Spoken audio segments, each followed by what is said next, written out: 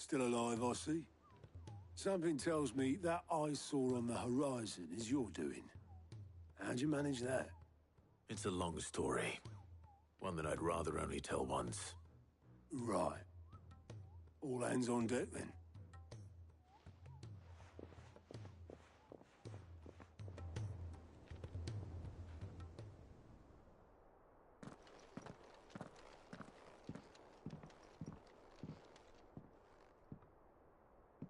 Is this everyone?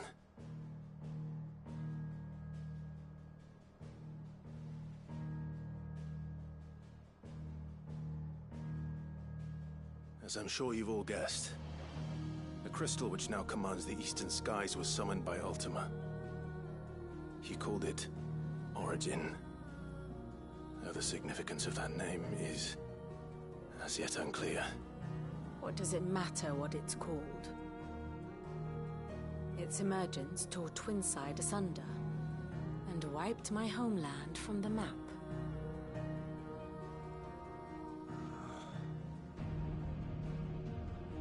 Mention of the Dominion spires can be found in the oldest of Valisthian records. But to the best of my knowledge, none provide any hint as to their true nature. That they would prove the horns of some slumbering demon. Well... The Dominion's demise was at least quick. Elsewhere, the Republican army cannot hope to contain the chaos engulfing Randalar. Canberra is in flames, and the Empire. Our allies are crying out for answers. I've sent the curse breakers to give them what assurances we can, but right now that amounts to fuck all. They wouldn't be able to stop what the skies have started in any case. People here and across the realm grow sicker with every passing day. Could it be that this new Mother Crystal is like the others? That it draws upon the land's ether? It certainly looked that way from stone here. If that were true, it would explain the hastening spread of the Blight since the crystal's appearance. Would it not? And as the land's ether slowly rises to the surface, it pools, corrupting all who cannot channel its energies. Archay above, ether floods below, and in the middle, here we languish, hopelessly entrapped.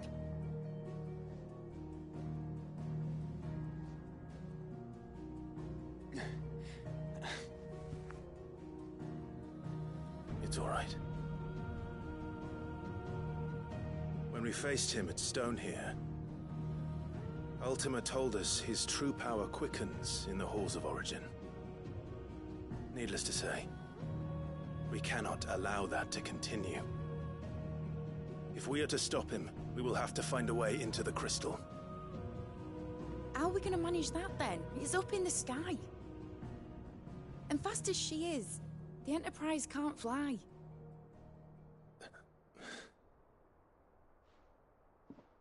It's a lot to take in, and I reckon we'd all benefit from some time to clear our heads. The answer will come to us. Don't you worry. Ain't that right, Clive? Right. That's right. Well, go on then. Bugger off.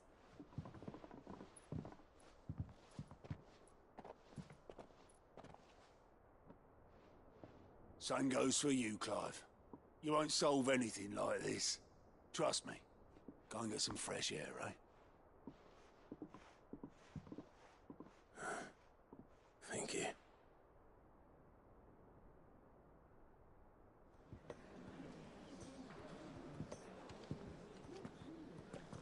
Joshua seemed upset.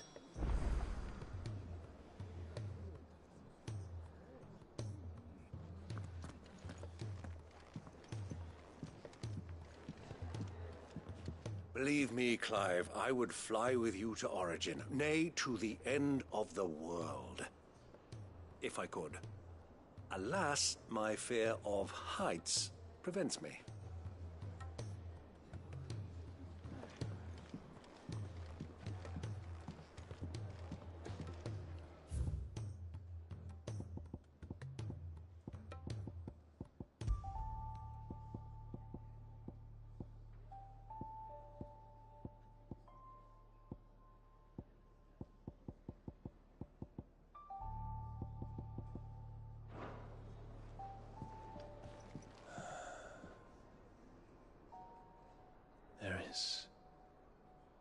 much to consider.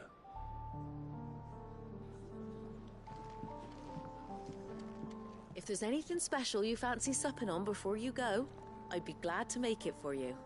As long as it's brown.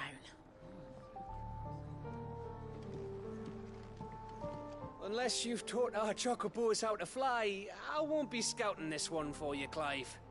You're on your own, but not alone.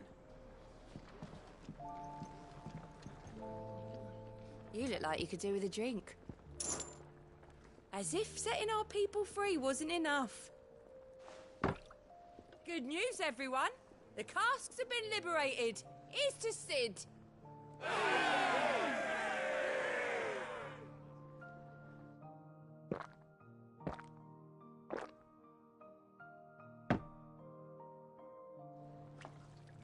Oh, you're not leaving already, are you?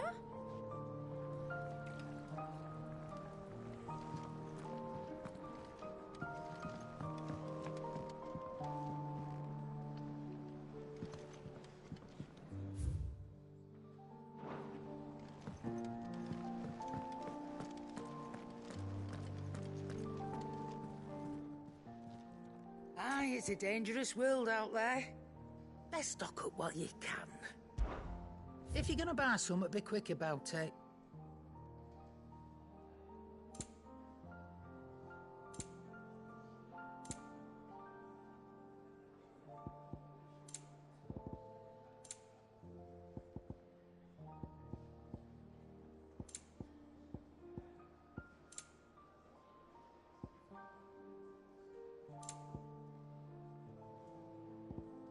Come again.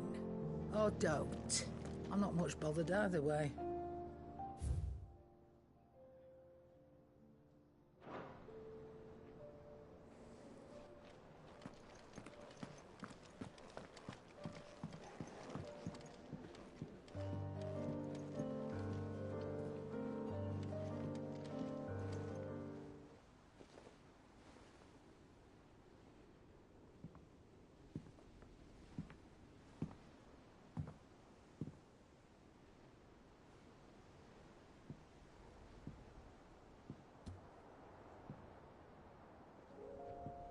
Ultima may have created us, but he doesn't make us who we are. Only we can do that. And if he would have us fight for our survival, so be it. It's what we've been doing all along. Much like Ultima himself, it would seem. His new world being naught but a means to survive. And so, we must contend to decide which of us shall inherit the land. Should Ultima prevail, it will mean death for us all. Of that, we can be certain. But even should he fail, what world awaits us? A withered, godless place, where our newfound freedom will most like prove a chain in itself. Well, that may be, but a chain can always be broken. As long as one has the will to break it, it won't be easy. It may take generations, centuries of suffering. And that is, if everyone plays their part. But it will happen. And when it does, it will be on our terms. That is the world that awaits us. Indeed. And what better world could one wish for?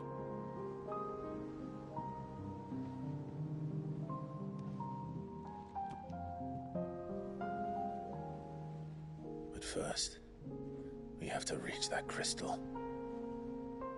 Then it's a good thing I have wings. You can barely stand, let alone fly. And only the Founder knows what horrors await in those skies. Are you certain about this? Am I certain? I am the Phoenix. I will do what I must. This is our fight. Remember?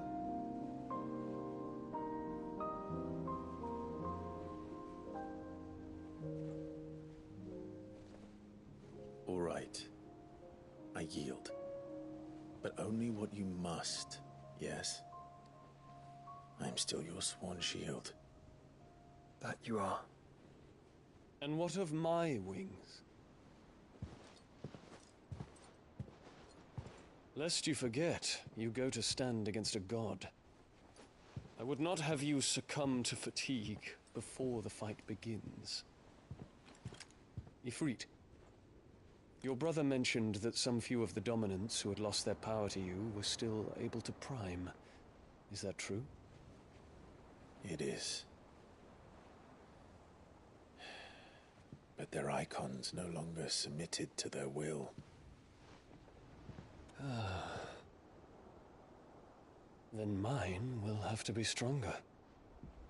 That you both might save your strength for the battle to come. You don't have to do this. If you do, there's a chance you might lose all you have left. And what have I but regret? My life ended in the Dominion. I fear death no more. Besides, I would have words with Ultima. He has much to answer for.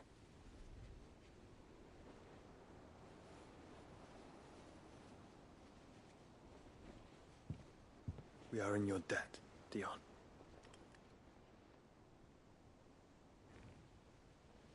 We can speak of debts when this is over.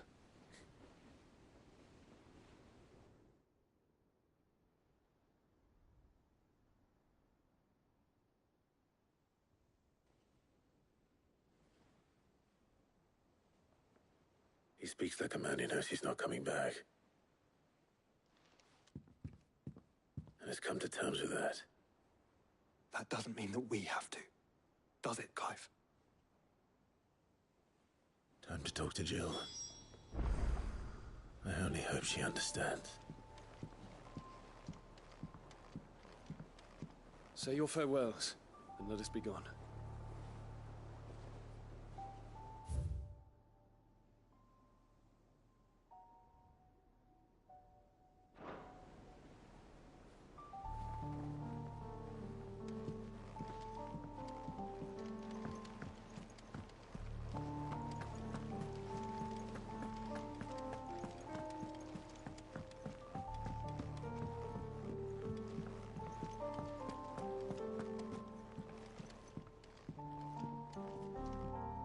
What will it be today? How may I help you today? Here's the latest information I have.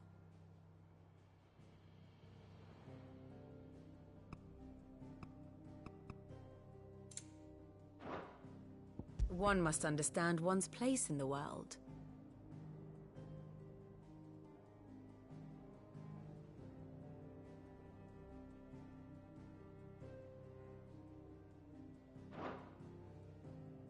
Very good.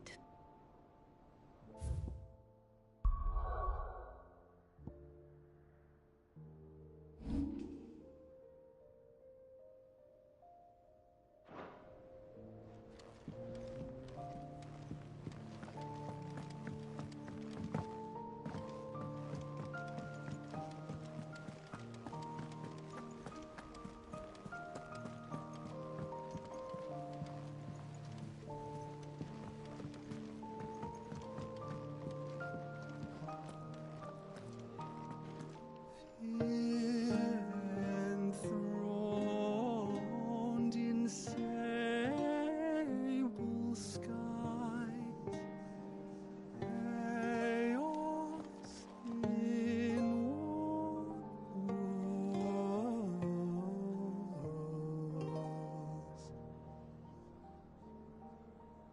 From diverse hands a dawn is spun in crimson sin unfurls.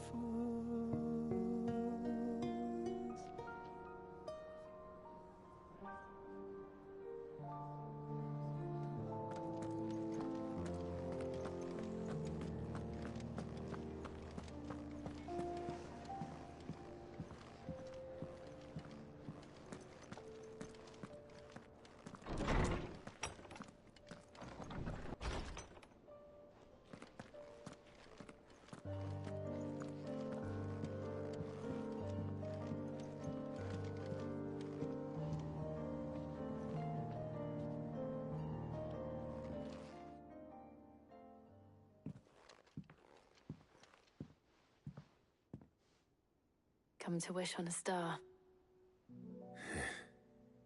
That might not be such a bad idea.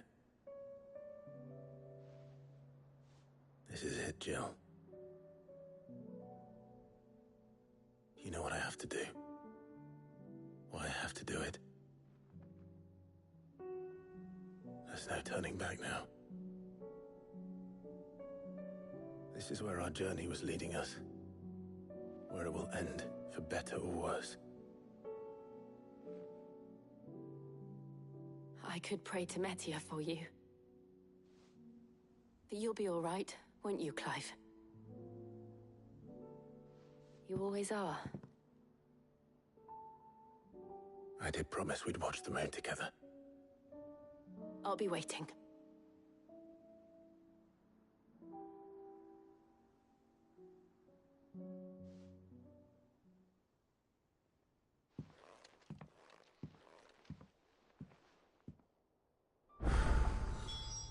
It's almost time.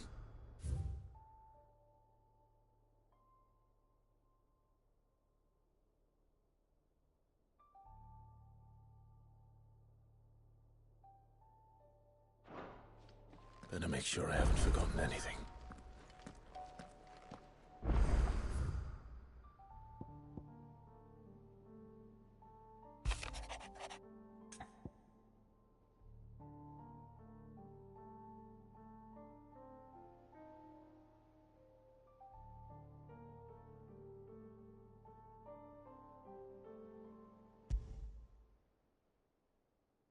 Something tells me this is no mere adventure story.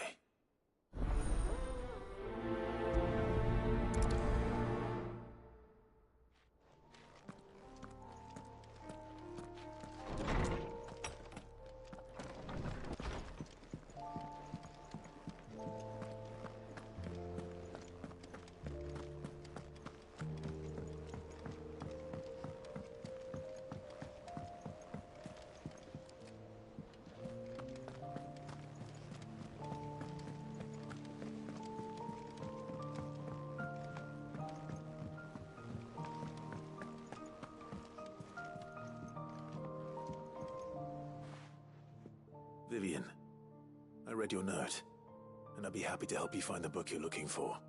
Thank you, Clive. But tracking it down will not be easy. Are you sure? Please.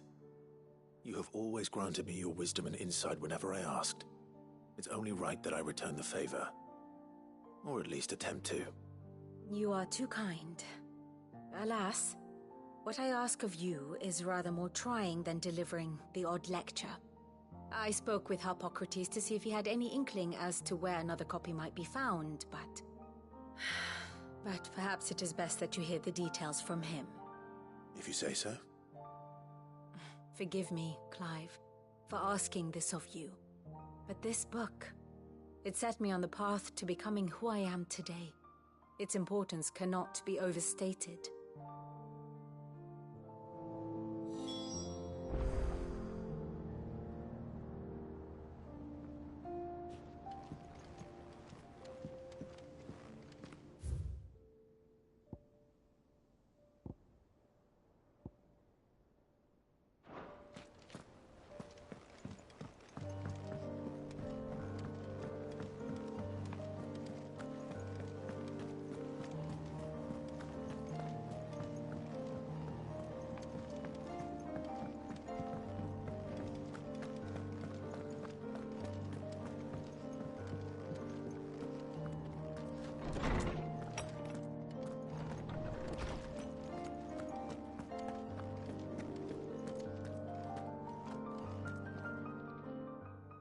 Clive, my boy. What a pleasure it is to see you. Harpocrates. There's something I need to ask you. I've been charged with locating a book called From a Distance. Then you seek a rare gem indeed. One whose name I had not thought to hear from your lips. You've been talking to Vivian. Right as always. But she didn't seem keen to tell me very much. I take it she didn't like what you had to say. And yet I gather it did naught to dissuade her.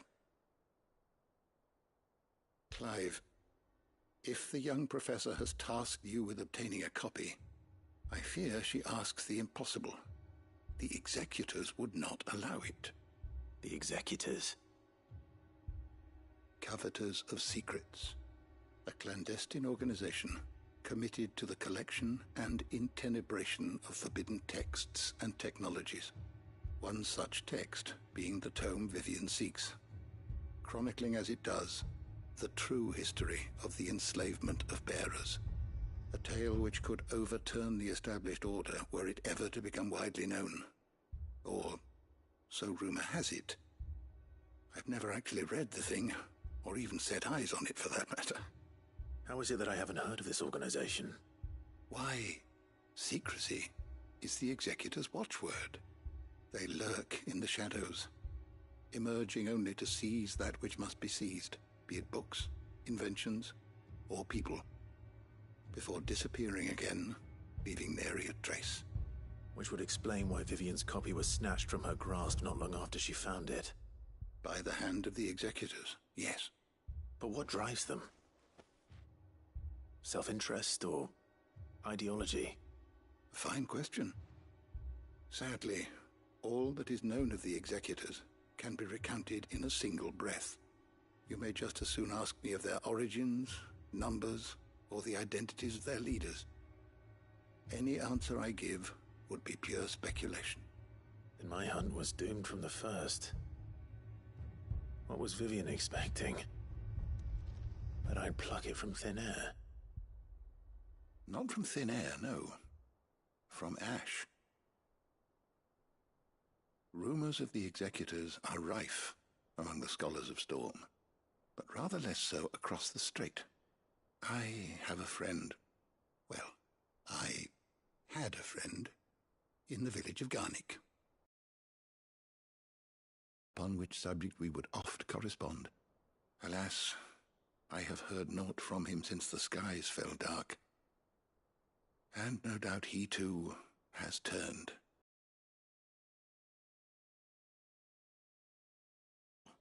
That a surviving copy of From a Distance yet rests upon one of his many shelves, quietly awaiting discovery.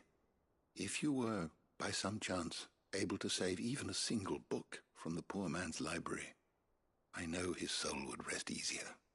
Very well. When I next find myself in Waloed, I'll be sure to pay Garnick a visit.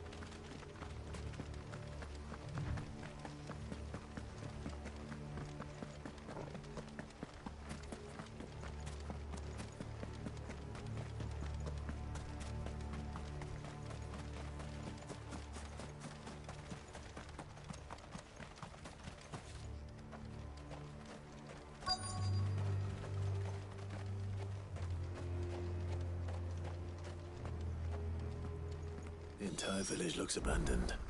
Now, which house would a bookworm live in?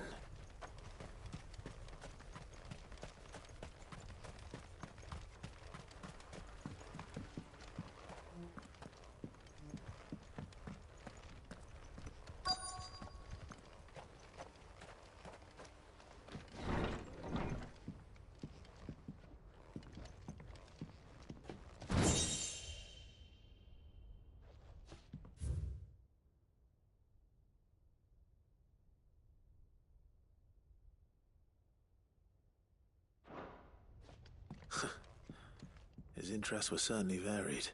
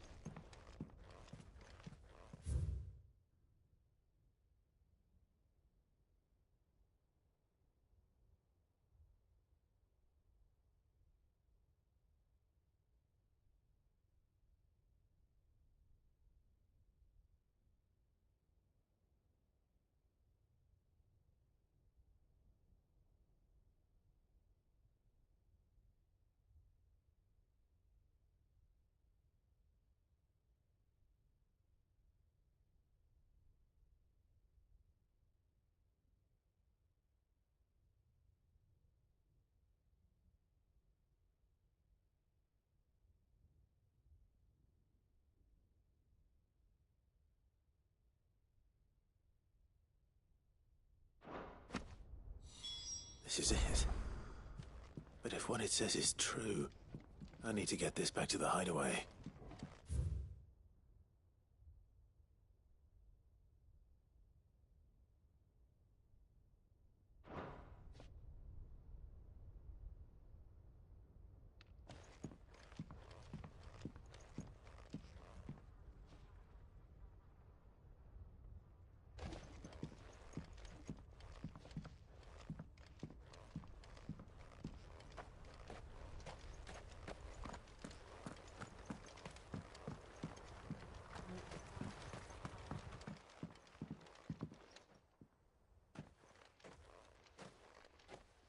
Leaving so soon, stranger? We've been watching you. From a distance, so to speak. Subtle. I know who you are. Then we need not waste time on introductions. Hand me the book. Leave it in our care and return to your life. Your care? Do you mean to burn it or bury it?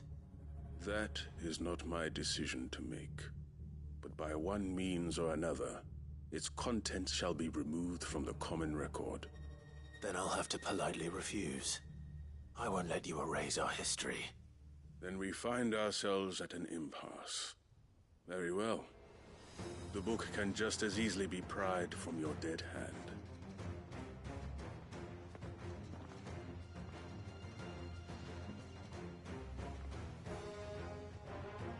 Let's see, shall we?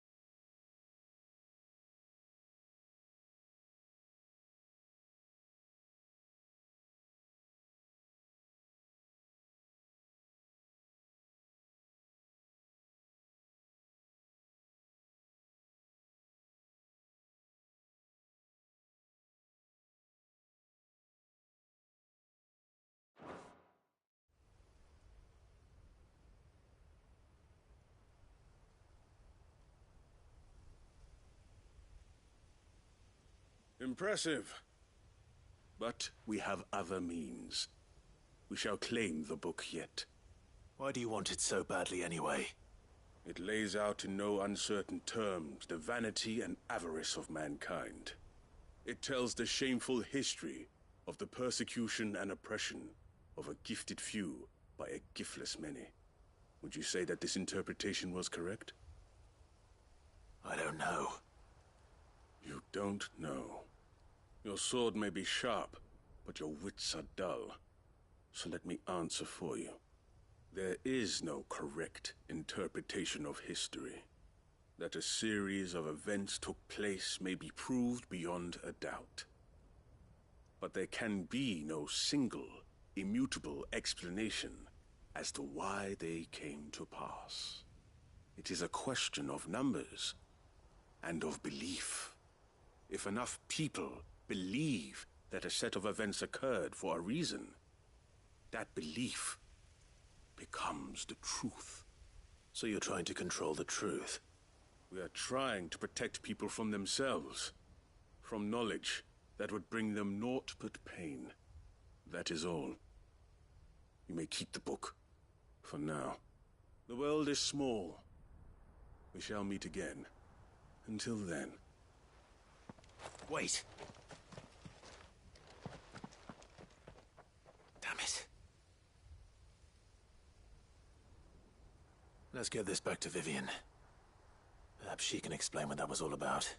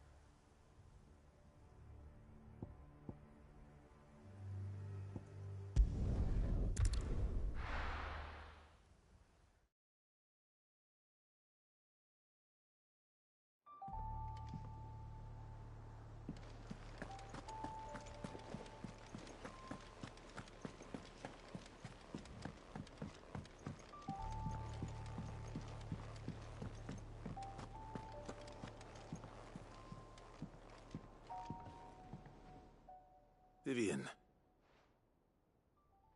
I found it. The book you lost.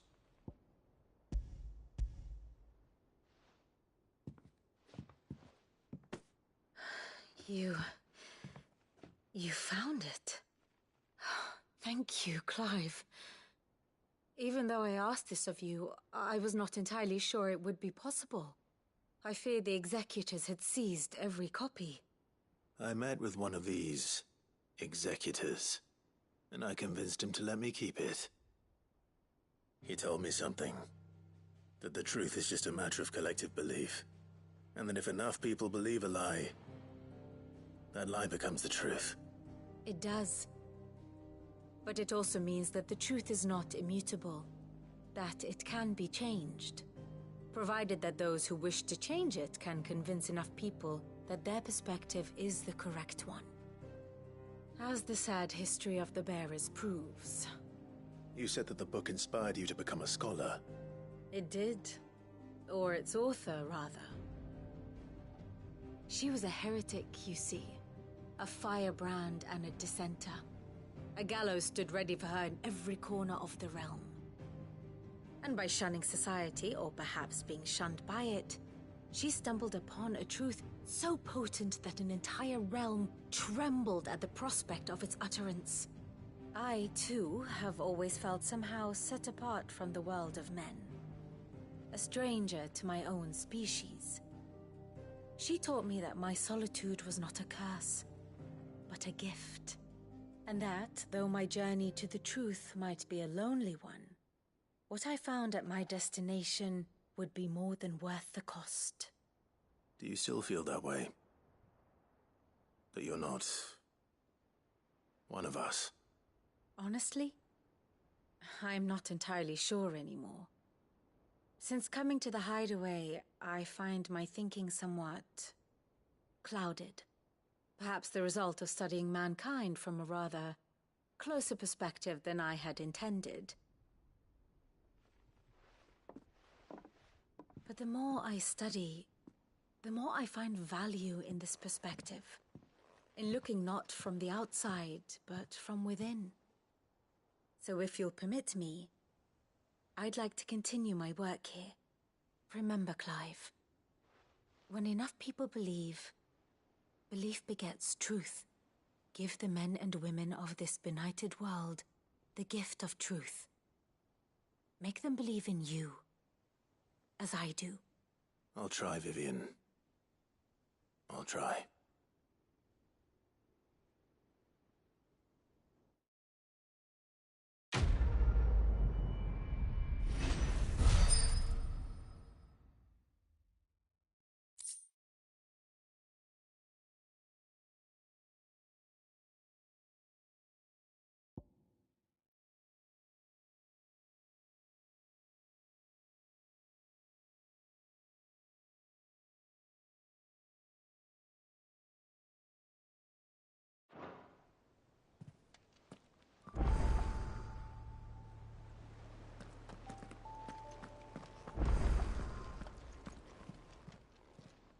Welcome to the Patron's Whisper.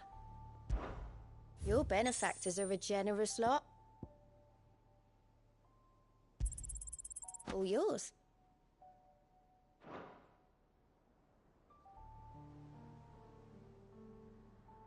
Best of luck out there, Sid.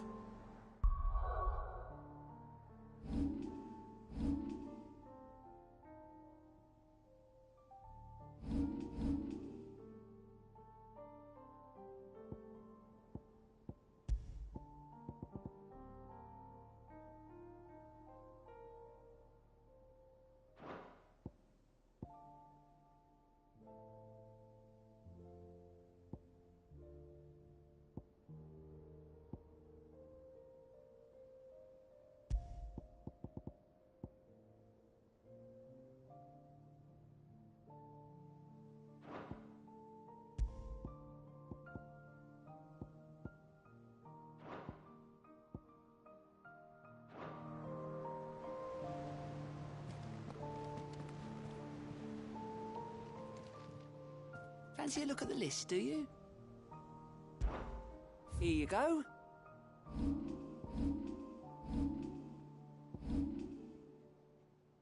Always something in there.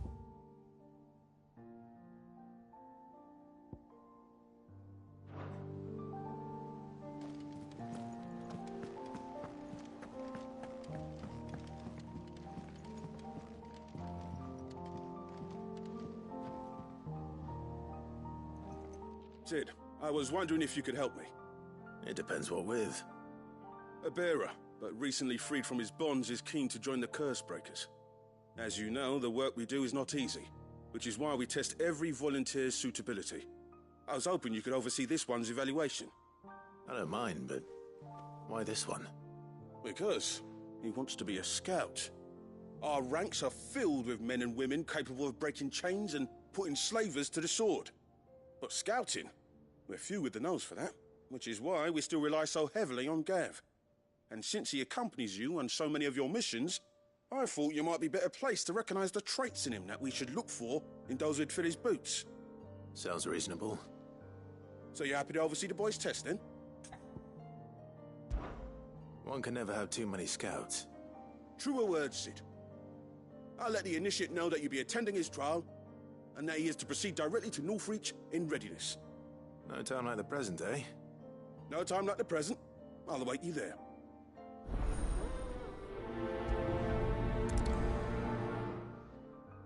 Northreach. I don't suppose they could have chosen somewhere closer.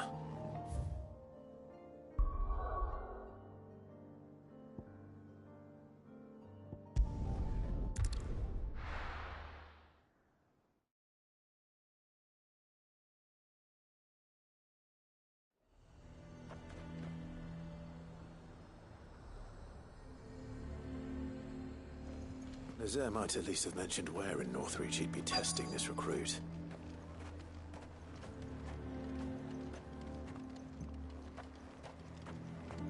I'm nervous. Is it alright to be nervous? Well met, Sid. This is the initiate. Ember, present yourself. At your service, Master. Please, just Sid. There are no masters here. Your life is your own. Oh, of course. Thank you, Sid. The sergeant says you'll be evaluating me at my trial. To become a scout, yes. You are aware of the dangers inherent in that role. I am. But I swore I'd face them. Just like the man who saved my life. Who would that be? Gav. It was him who found me and freed me. No magic, no support, just one man and his nose. Came and sniffed me out. It taught me what one man can do if he puts his mind to it. And I've been training ever since, so that one day I can be someone's saviour, just like Gav was mine. I'm sure he'd be flattered. You clearly have good intentions, Ember. And it sounds like you're under no illusions. Stick to this path and you'll make a fine cursebreaker. So, what? Have I passed? You haven't even started yet. Now listen.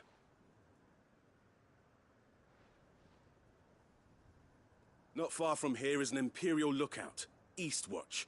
The guards there record all their sightings in a logbook. You are to find it and bring it here.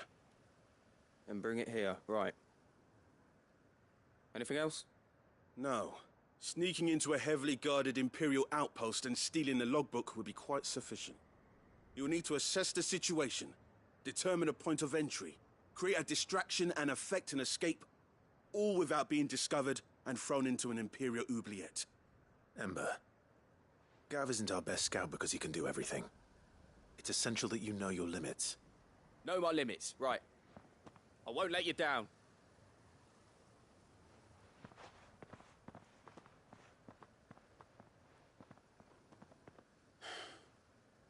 It shouldn't be as dangerous as I made out. But keep a weather eye on him all the same, would you? On my way. All right, Ember. Impress me.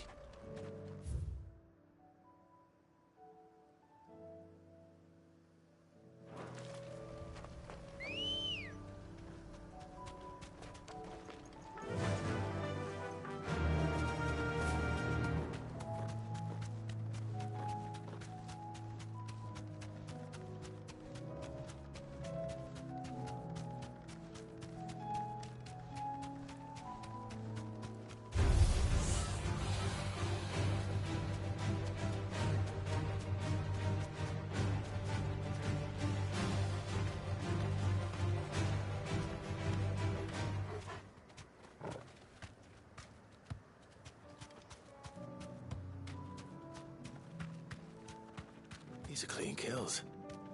Perhaps young Ember really is ready. Straight home now.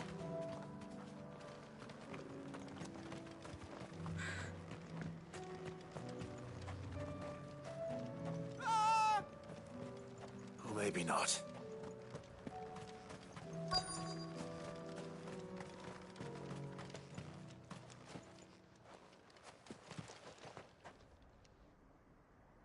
Damn it. Ember, draw your sword! I can't! Then run!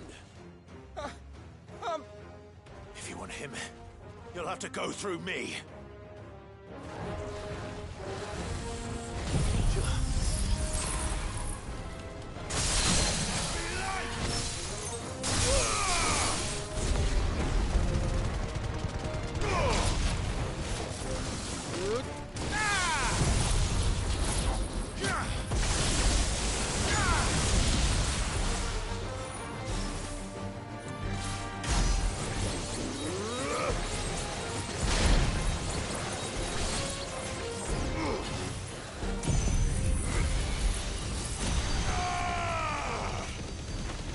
Farewell.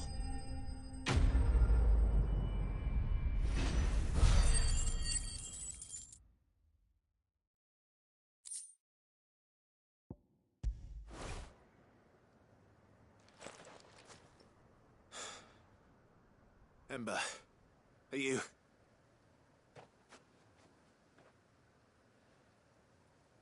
Gone. Of course. Scouts really are a rare breed. Back to Northreach it is then.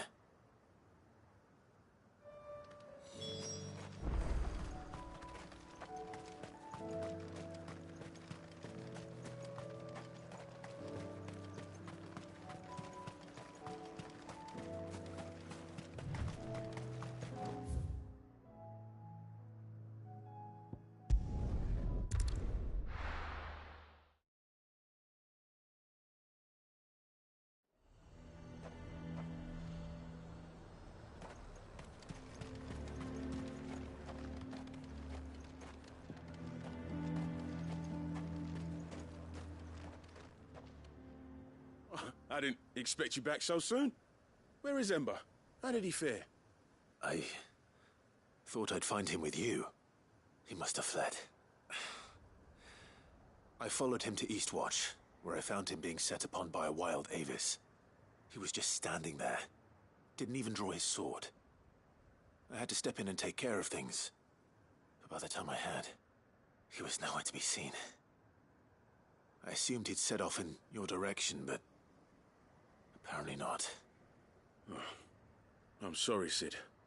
I knew the boy had a nervous streak, but he seemed like... The right man for the job? I believe this is the logbook you tasked me with retrieving. Hey? How did you... Don't you tell me you breached the tower while Sid was busy saving your skin. What? Wasn't that what you asked me to do?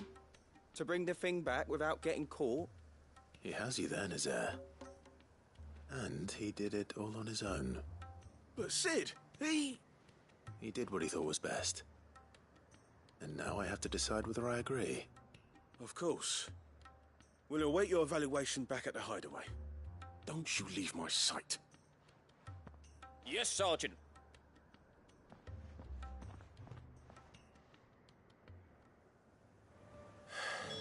This won't be an easy decision.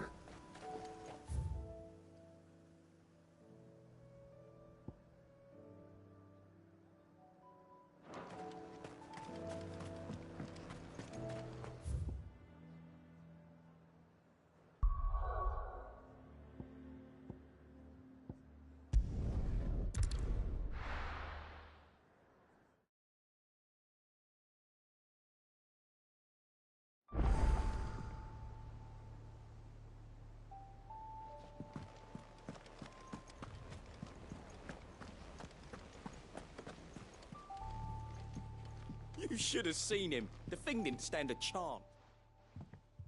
Welcome back, Sid. Welcome back, Sid. Yes. Welcome back. Trip wasn't too much of a pain in the arse, I hope. Truth be told, it was me who suggested roping you in to help with the trial. But from what I hear, things didn't go quite as planned. No, they most certainly did not.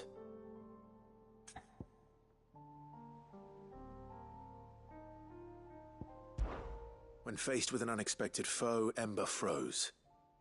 He did not run. He did not fight. Had I not been there, he would be dead. It would be too great a risk to send him out on a mission alone. Thank you, Sid, for your honest appraisal. Ember, you braved the tower and emerged unscathed. Yes, but only because Sid saved your skin. To me, that's no better than being caught red-handed. You failed the test. Wait, Sergeant. Ember still has much to learn, it's true. And this time he was found wanting.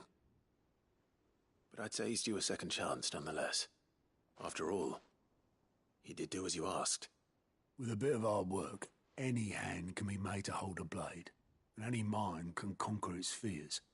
But a scout's nose is different. You've either got one, or you ain't. And by sniffing out that log, young Ember here has shown he has a conk and a half. Wouldn't do to waste it now, would it? Fine. One more chance.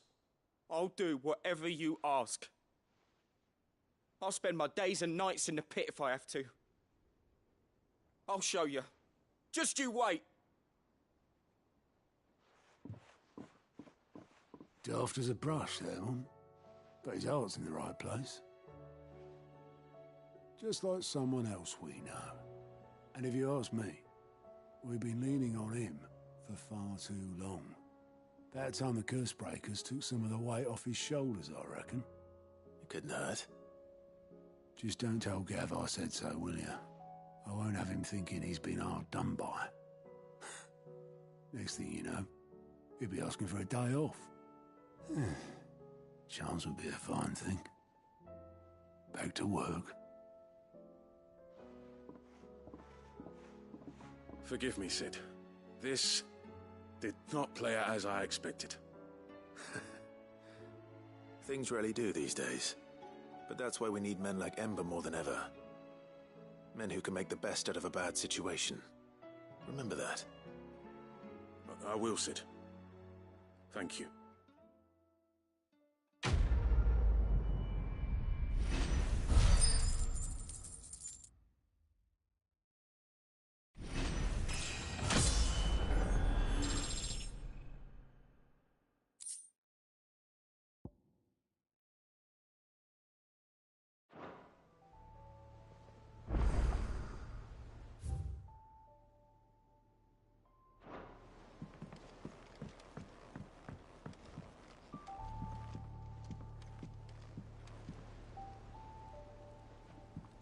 Twinside's hundreds of leagues away. Gotta mean Crystal.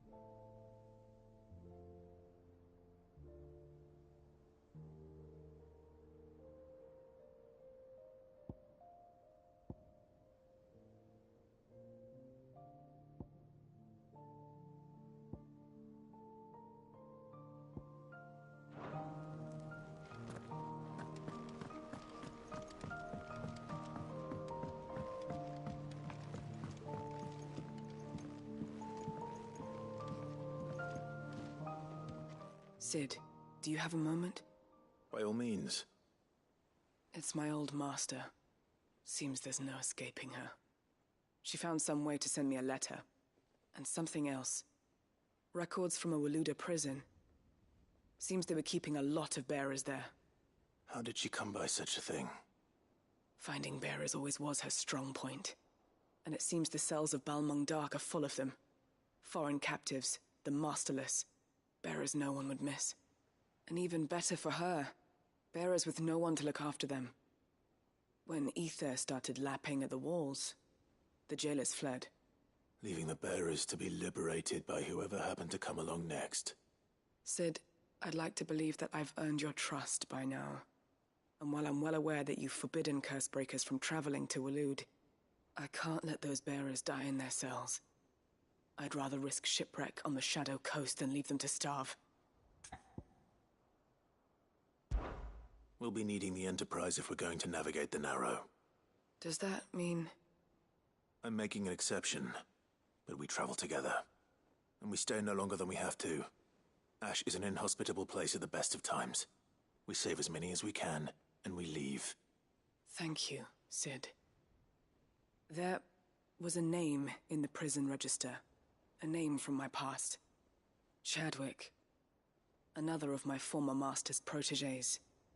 A gifted soldier, and the closest thing I had to family. The thought of him held captive in that place. He must be very important to you. He was. Is. Then we find him. The entrance to the prison lies in the shadow of Ravenwit Walls, just beyond the portcullis. We should head there as quickly as we can. I only pray there are still bearers alive to save. As do I, Doris.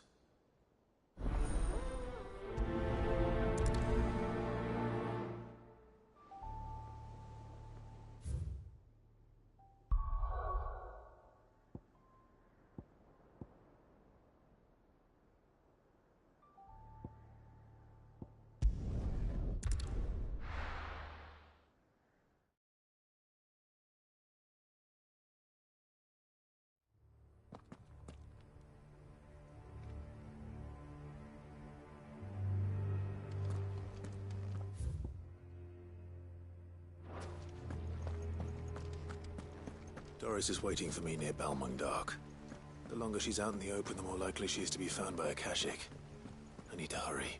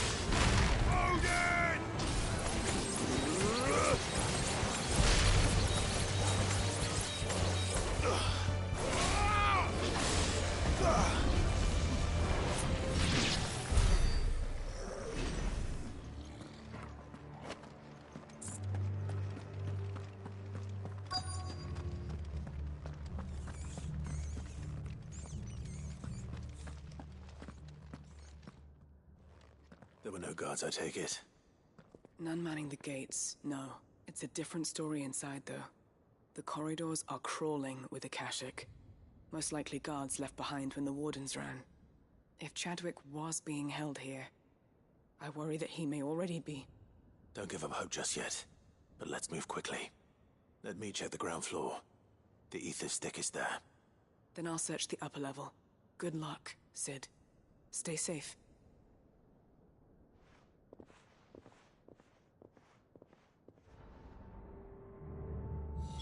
Just how bad are the floods inside the walls? Bad enough to turn a bearer? I hope not. We're risking a lot just being here.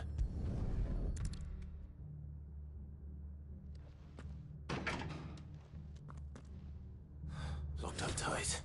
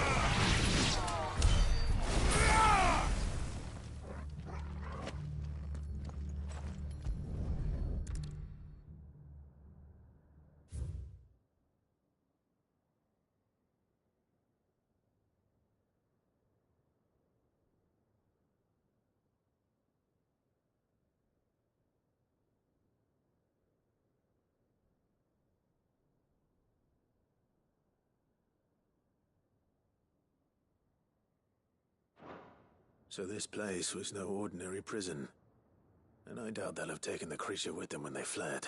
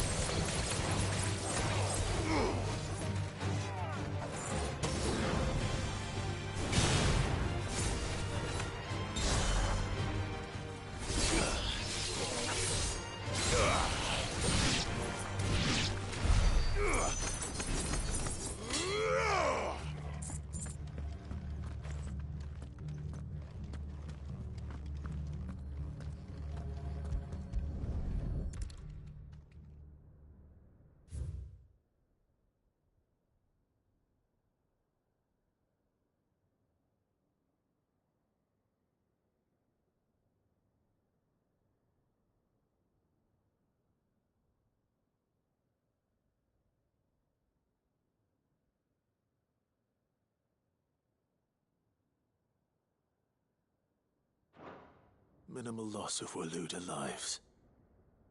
And what happens when they run out of bearers? Even the Imperials take better care of their branded than that.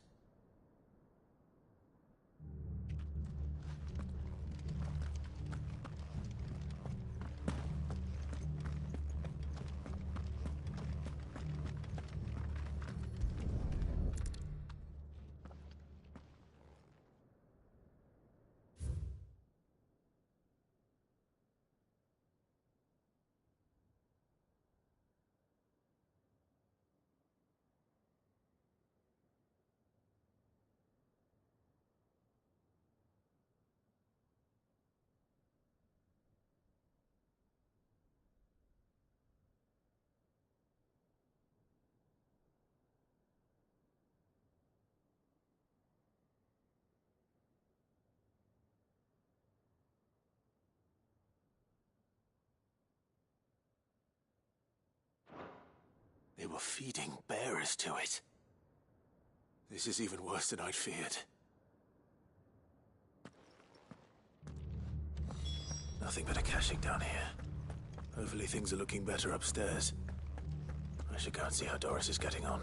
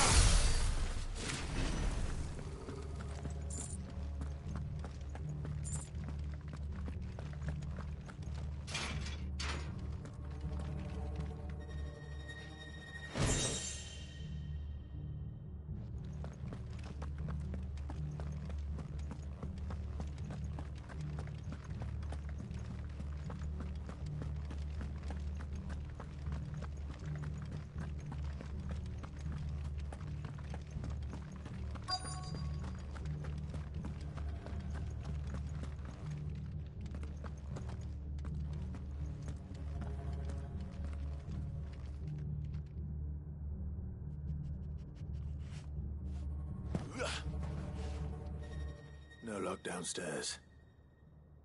But I did find out that this place was more than just a prison. Something far more sinister was happening here. I know.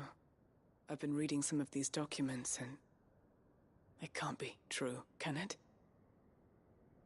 Bearers die every day in service of their masters, but this is so much worse. Pitting bearers against a wild beast armed with nothing but their wits? And all in order to bring about more death. And not just those who could fight, but the elderly, children even, and those who wouldn't or couldn't were disposed of. Whatever that means. I'm afraid it means they were fed to the monstrosity they kept here. Then we're too late. And I was a fool to bring you here. Don't say that. Did you find anything else? A key. But it doesn't fit any of the locks on this floor. Perhaps it will fit one of the doors downstairs. There's a corridor I haven't searched yet. Finish up here, then come and find me when you're ready. All right. I'll be there in a moment.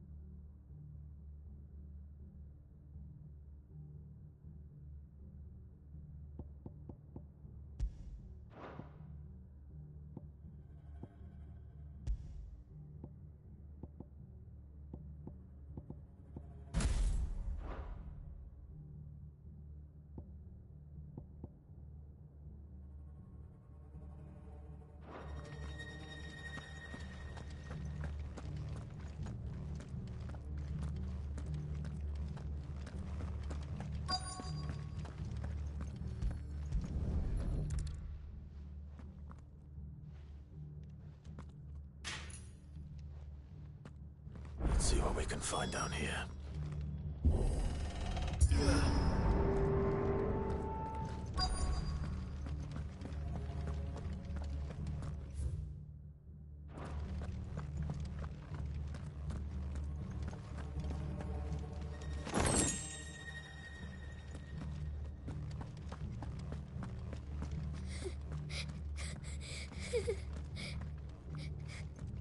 A survivor.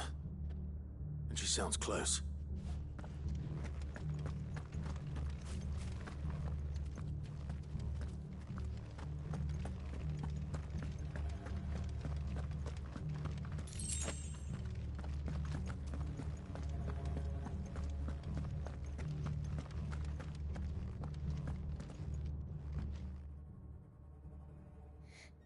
Who are you? There's no need to be afraid. Are you alone? Are there any other survivors? Some of the guards. They're still here. But something's wrong with them. Everyone else was eaten by the monster. Of course suppose there were. Thank the Founder. It was worth our coming. But I'd rather we didn't linger. Are you ready? Ready when you are. You poor thing. He must have been terrified. Did Chadwick send you? What?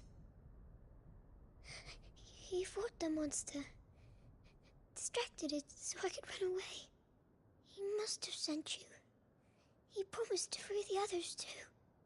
Where is he? He opened your cell, didn't he? He wouldn't be here otherwise. Chadwick.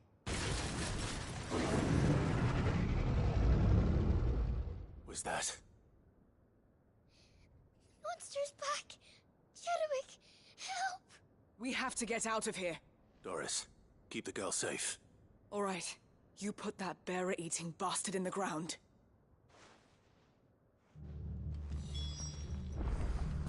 We have to run. It's out there waiting for me.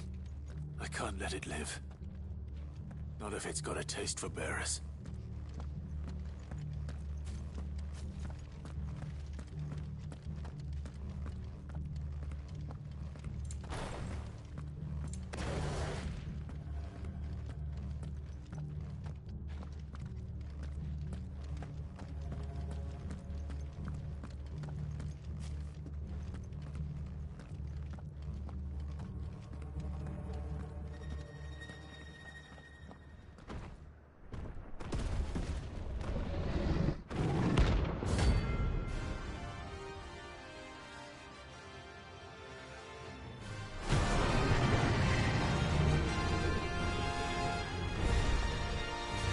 Will wreak havoc if it ever leaves the prison.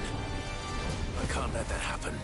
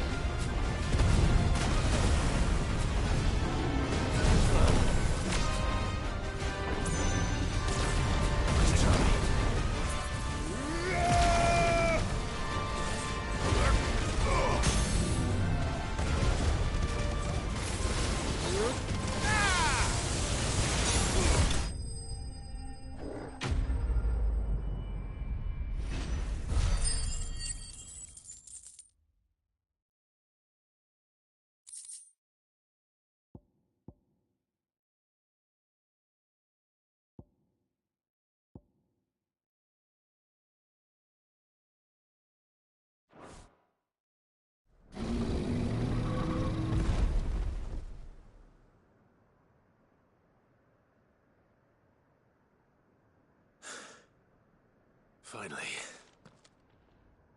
Sid, are you hurt? I'm fine. I think.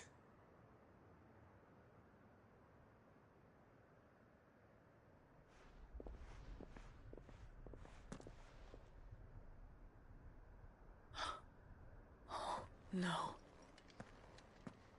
What is it? A diary.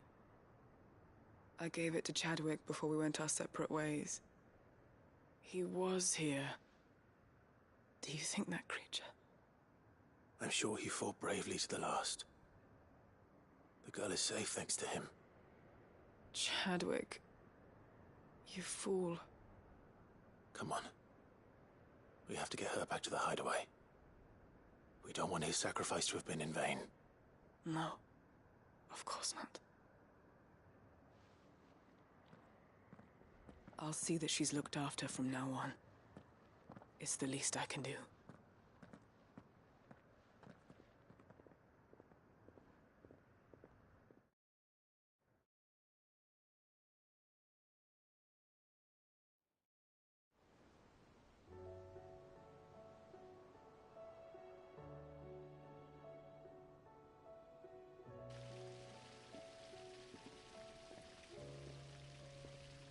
From what I hear, you've barely left the girl's side in days.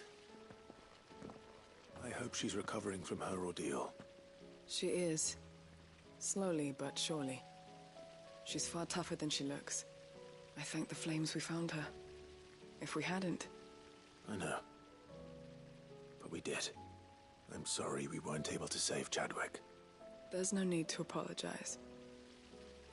Without your help, I would never have found out what happened to him. How he fought to the bitter end to save her. To save Haida Marie. That's the man I remember. The man I thought of as a brother.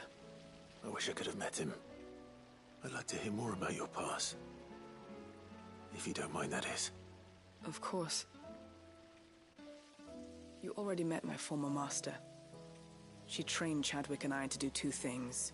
Kill and obey. We were supposed to be sold to the highest bidder when the time came. But no bid was ever high enough to convince her to part with us. For years we were her daggers in the shadows. But we could never quite shake our doubts about the things she made us do. And then, one day, we just couldn't do them anymore. So we escaped. But staying together was out of the question. They would have found us too easily. After so many years of training, the pull to serve was always strong. It scared me to think he might have taken another master, become a dagger in someone else's hand. But even in captivity, the battles he fought were his own. And he died not as someone's tool, but as a hero. Haida Marie is proof of that.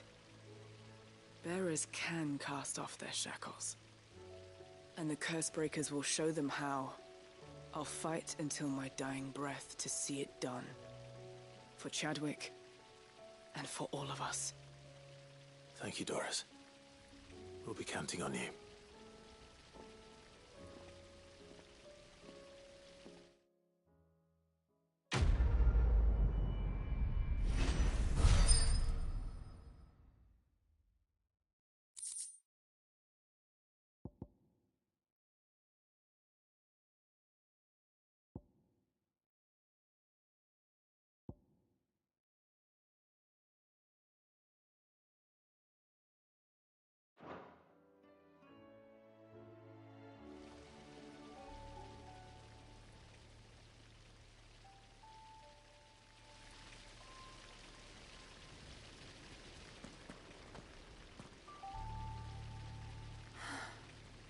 All this time, my heart has wandered hither and thither in search of the perfect companion.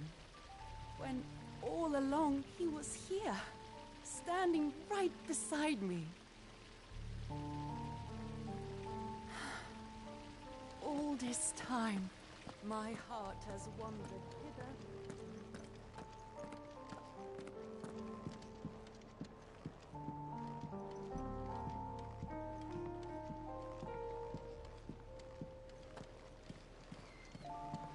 What do you think happened to Miss Middledole?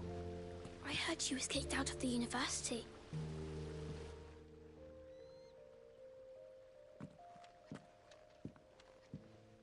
Sid! You have to help us! With what? You didn't take apart another of Mid's contraptions, did you? No. Well, yes. But that's not what we want to talk to you about. It's Miss Middledole. She's been acting strange. Very strange. She's barely ever around. When she is, she acts like we aren't even there. Her head's in a crowd. In the clouds. That's what I said. In the clouds. Well, she does have a lot on her mind. When did you last see her? Not long ago. Right after she got back from saving you from Stonear. Then it's probably just about the Enterprise. It did take quite a battering on the way there and back. You didn't break it, did you, Sid? You really should be more careful around Miss Middledole's inventions. Don't listen to her. Even if you did break the Enterprise, you could put it back together, couldn't you? But who's gonna put Miss Middledole back together? She seems really sad. Why don't I go and see if I can cheer her up? You do that? For us? She's in her dungeon. Don't scare him. It's not a real dungeon. Thanks for the warning.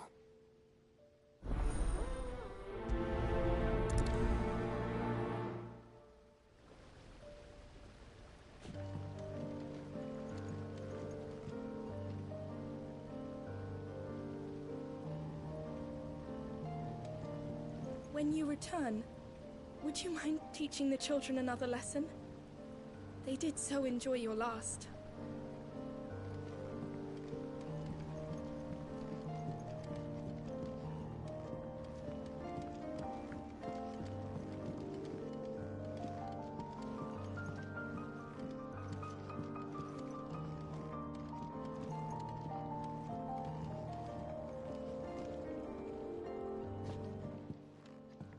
Mid, if you have a... That's it! I knew it! The answer was right here under my arse all along! If this doesn't steer to the skies, nothing will! To the skies? You aren't trying to give the Enterprise wings, are you? What else would I be doing? The children seem to think you're avoiding them. They're worried about you. Is this really so important that you need to shut yourself away from everyone? The Enterprise is already the fastest ship in the realm, and that's with the sea beneath her. But what if she weren't bound to the waves? What if she weren't bound to anything at all? It's not fair. The gods get the skies all to themselves, so I'm gonna do something about it. The Fallen had their chance, but they relied too much on magic. And see where that got them? But not me. I've discovered how to do it without. Well, almost. First, I need to make a prototype. And is that a one-woman job? Are you volunteering? I'll have you know the Enterprise is my baby. But if her godfather's offering to lend a hand, I'd be happy to take it. First, I'll need oil, and not just some old drippings from Miss Molly's spits in the Tub and Crown. Refined stuff, like they make in Ordil. Then I'll need some bone, or shell. Light, strong, preferably no longer attached to the beast it belongs to. If it's beast bones you're after, I'm sure the curse breakers will know where you might find some. No, they'll know where you might find some. You're the one who offered to help, remember? I should speak with one of the curse breakers before I set off for Old Hill. See if I can't find this bone while I'm there as well. They make an oil down at the docks in Aldale that's as slippery as the sea nasties they render it from. With that and the bone I told you about, I shall be able to finish the prototype.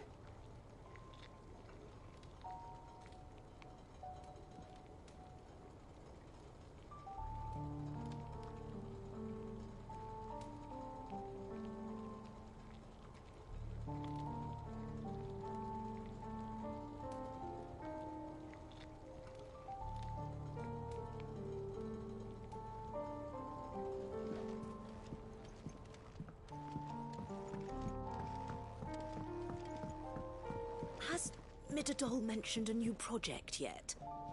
Not exactly. She seems preoccupied, but...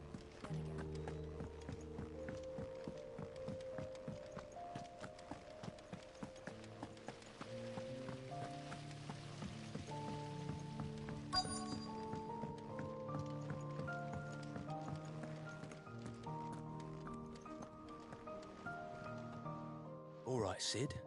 Come to buy us around, have you? Only if you earn it. Mid needs a piece of light but durable bone for her next project. You've encountered your share of beasts on your travels across the realm. Any ideas? Most bones are the same. Whack 'em hard enough and they'll break. If it's durability you're looking for, shell will serve you better. You know what an adamantus is? I do. And I know to give them a wide berth. Will any old adamantus do? Well, with shells, the older the harder.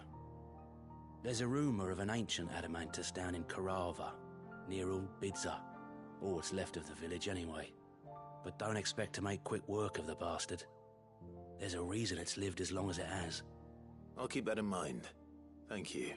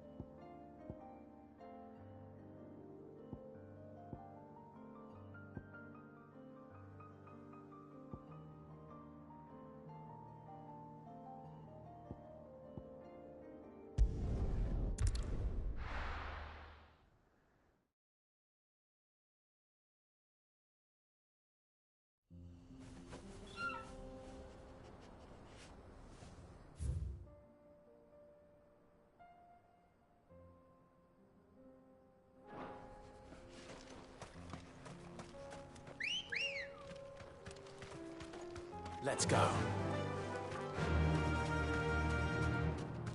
Run like the wind.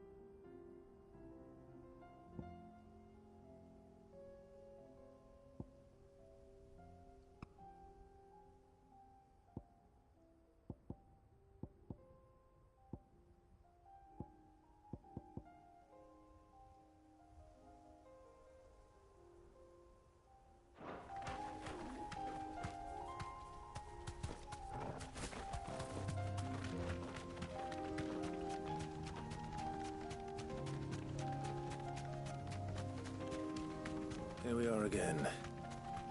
Carava.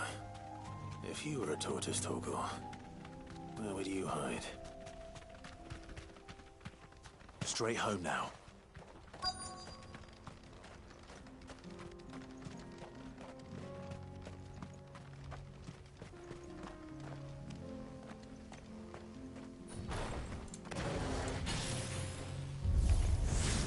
It looks like we found him.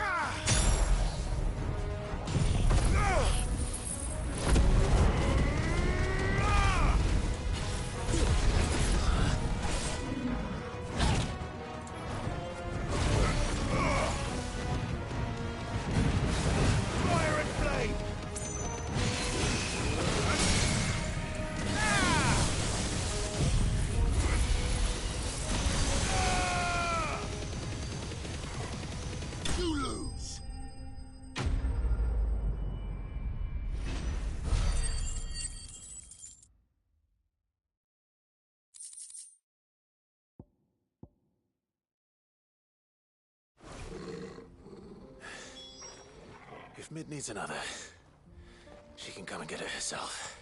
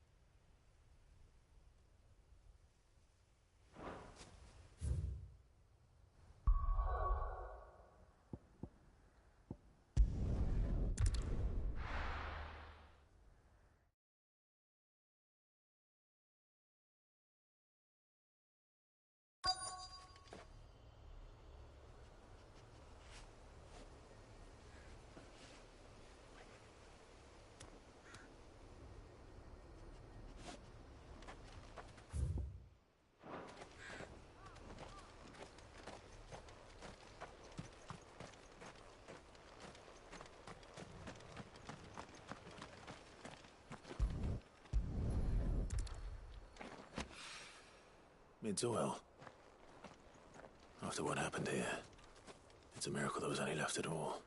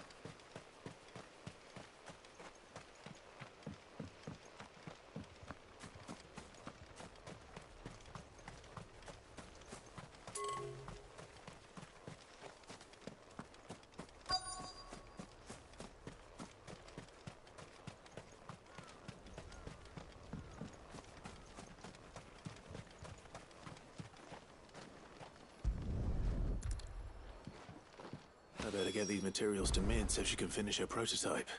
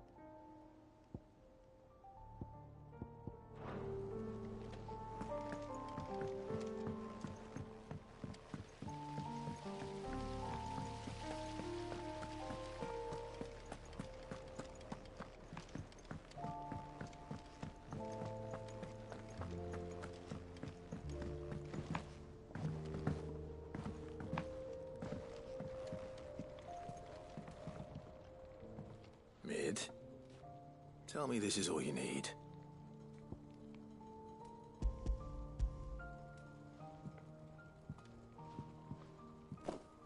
Aw, you make it sound like I asked you to save the world or something. Tell me this is all you need. It's most of what I need. After you left, I went over the figures again, and I realised I'd forgotten a 1 and a 0. And a cogwheel. Just a tiny one. Though, that's the problem. Gears that small are a bastard to make, and I may have lost the one Blackthorn spent a fortnight toiling over. Wait. The children. When they took apart your scales, there was a tiny brass gear.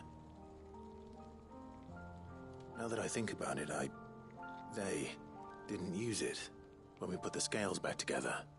The young'uns? But why would the... You know what? I don't want to know. I'll keep working on the model. You go and find that cog. Don't look at me like that, Clive. I already apologised to Blackthorn. Miserable old bugger. Besides, you can't expect... Has Midadol mentioned a new project yet?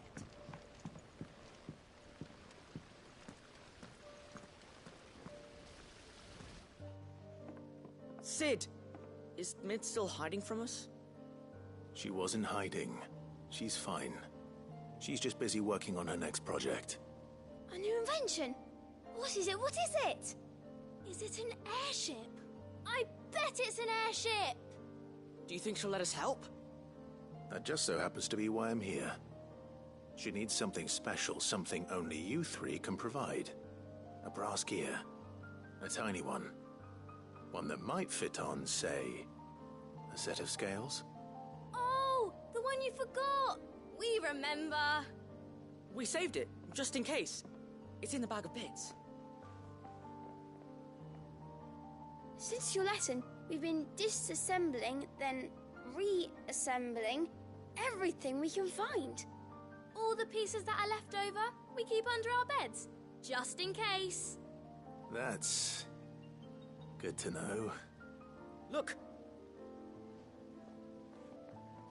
I found it!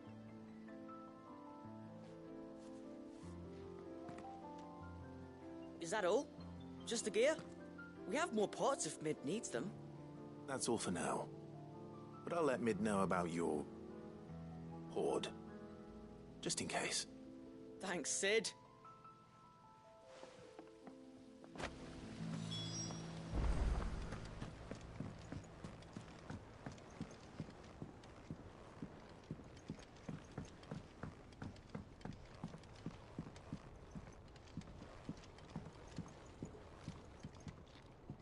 Well, did they have it?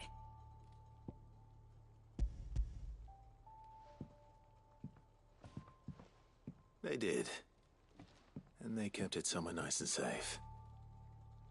Will it work? Will it work? He's perfect! You're a genius, Clive. What exactly are you going to use it for?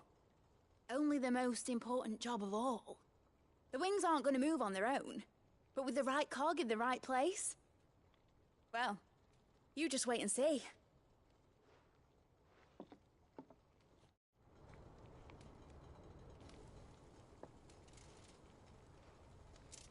That should do it.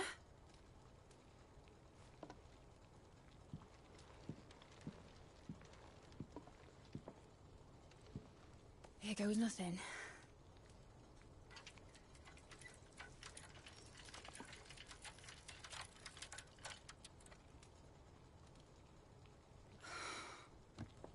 Titan's tits.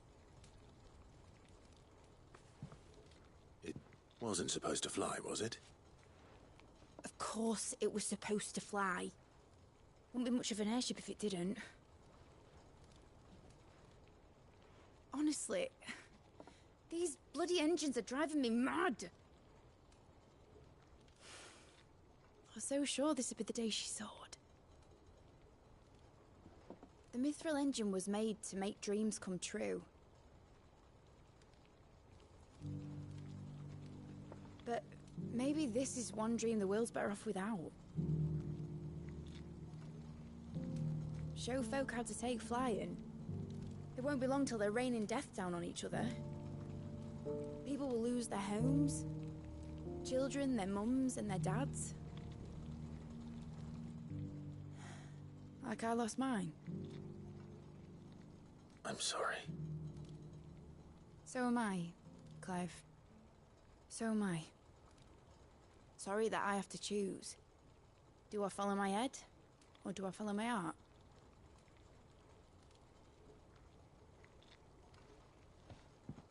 Good question. The first time I stood on the deck of your ship, felt the wind in my hair. It was like I was flying. But imagine how it would feel to actually do it. My dad always said there were two ways of living life. Chasing a dream or shuffling to your grave. And he were right. Right about a lot of things. Not that I like to admit it. People need dreams to chase. Especially in a world like this.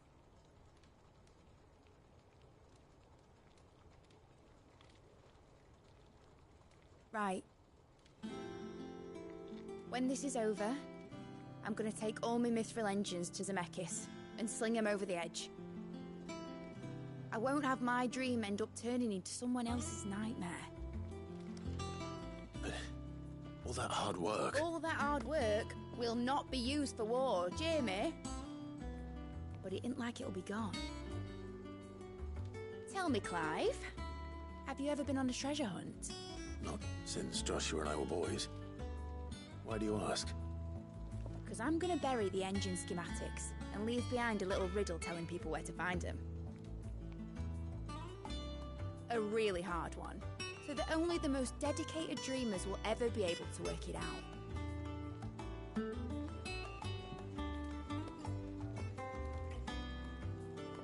Ooh, I can picture it now.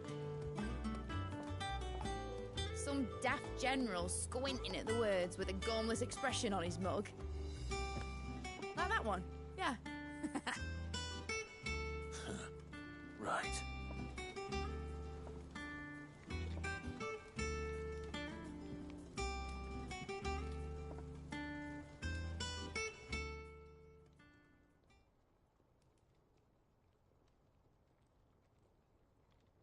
Of course, if I'm putting this engine at the end of a treasure hunt, I'll still need to make it a treasure worth hunting for.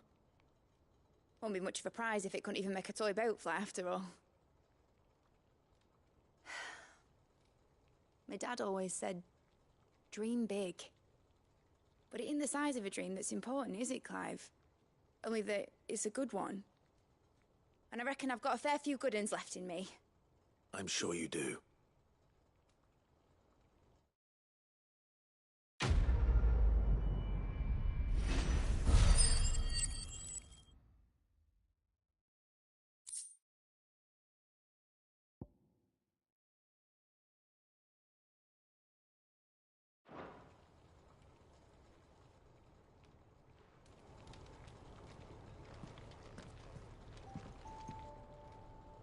What shall I do with your model? You spent a lot of time on it. We both did. What, that old thing? Not healthy to cling to your failures, Clive. They'll weigh you down, you know. Sound advice. Still, I suppose my prototypes will probably be worth a fair bit when I'm as famous as Bart's the Builder.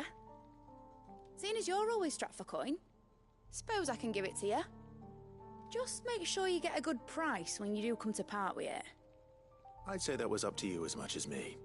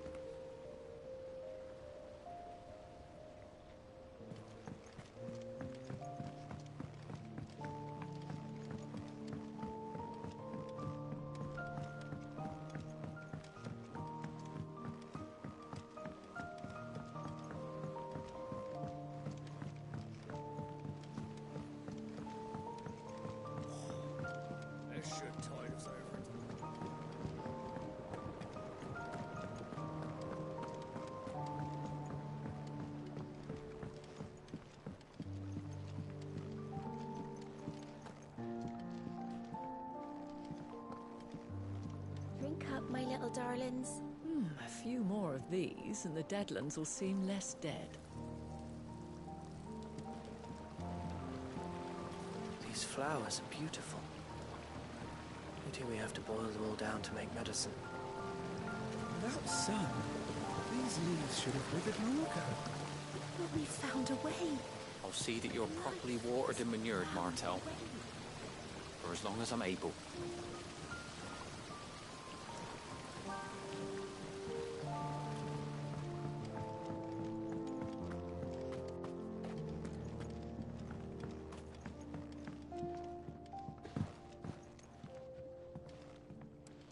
You needn't worry about the backyard, Sid. We're here, so you don't have to be.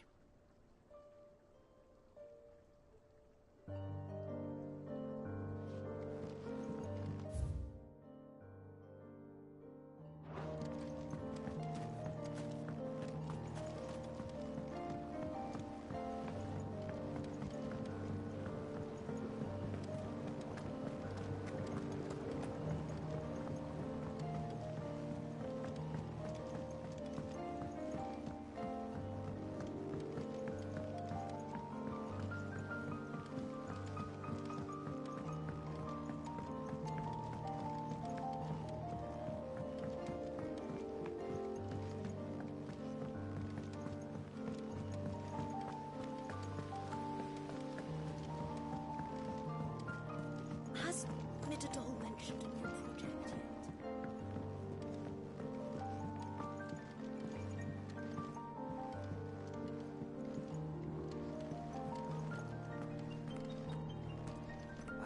not let them be forgotten. Sid, may I have a moment? Of course. It is an honor to finally speak with you. My name is Herman. I've been with the Cursebreakers for some time now, and I wish to be deployed to Ash. Any assignment will do. No. The lands across the Narrow are too dangerous. I will not send good men and women to risk their lives needlessly. Why would you want to go back? I need to retrieve something. Something important. I was raised in an orphanage. The Badbach Conservatory. Or rather, I was held captive there. It was not a place of nurture. It existed solely to turn bearer children into mindless weapons. We were tortured until we feared no pain. Tormented until our hearts turned to stone. And few ever survived long enough to become tools of the last king. I can't imagine. I lost so many. I can't even remember all their names. But they must be remembered. They cannot fade away, faceless and forgotten. The Institute was run with military precision. Every child measured, every name recorded, every death logged with meticulous care. Sid, allow me to travel to Ash and recover the registry so that my brothers and sisters might live on.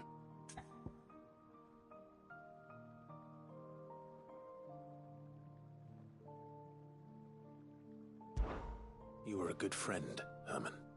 But the fact remains that Ash is simply too dangerous. Sid, please.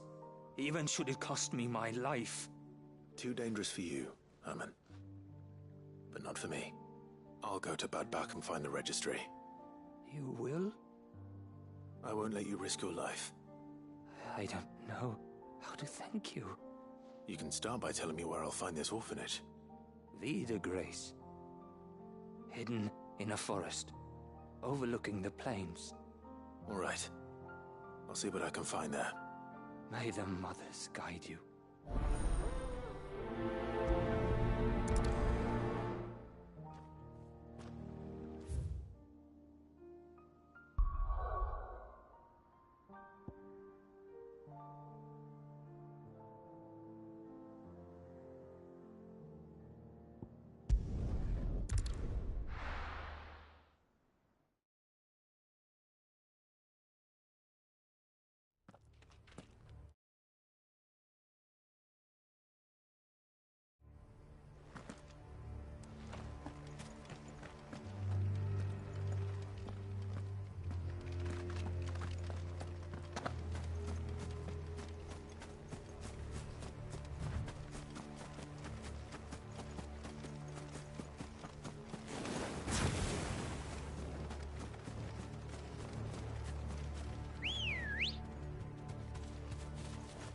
Let's go.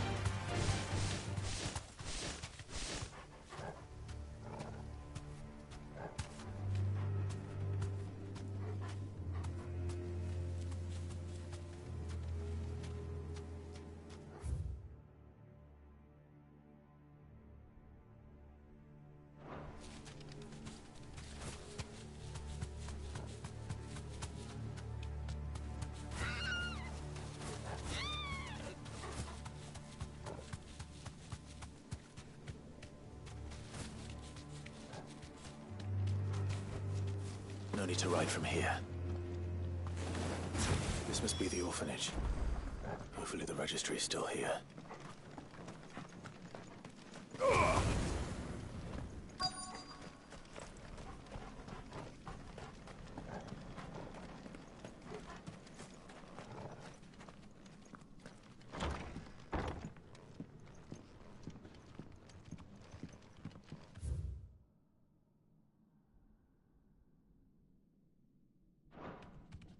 Conditioning.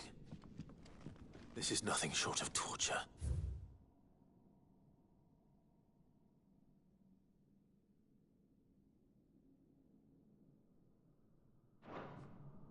Disposed of. Herman wasn't exaggerating. It's a wonder he survived this place. I need to find that registry.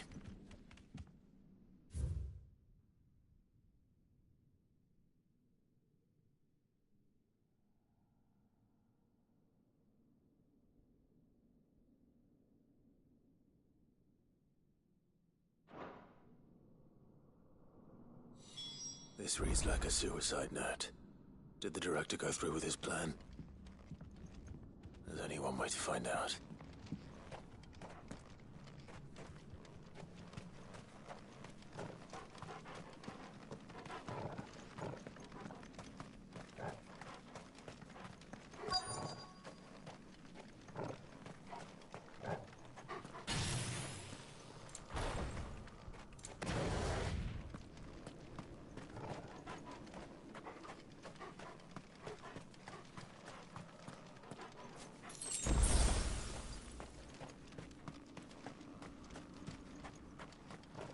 Forked white tree. This must be the place.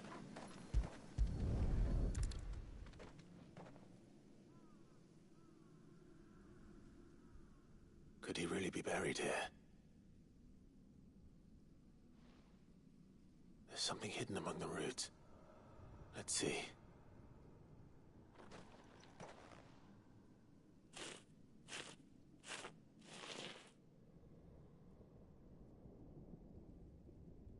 This must be the registry.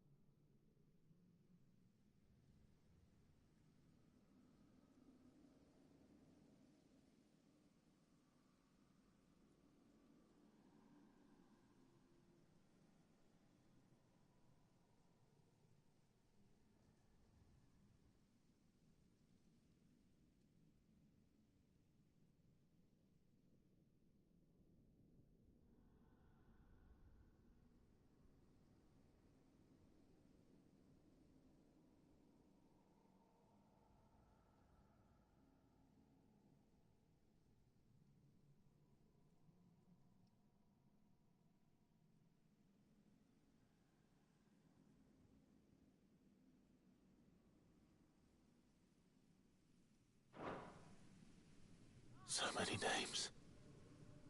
This place was a slaughterhouse.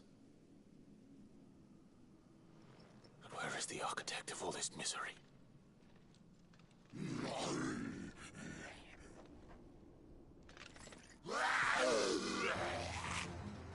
It was only a matter of time, I suppose.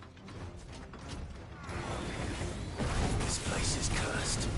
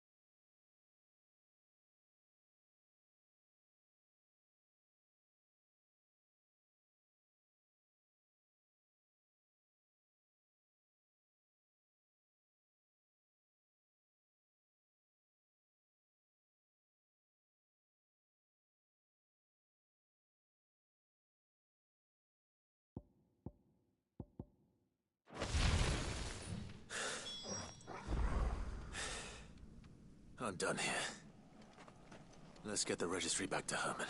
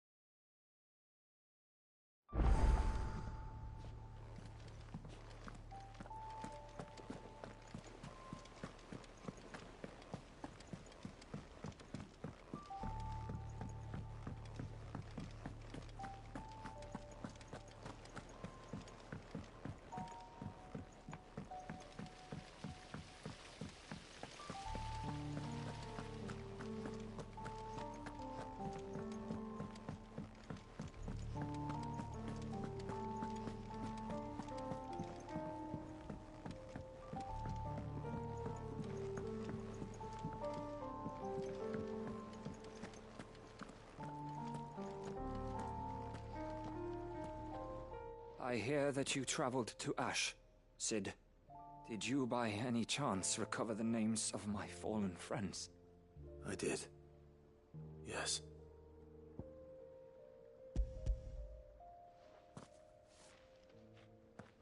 If I may?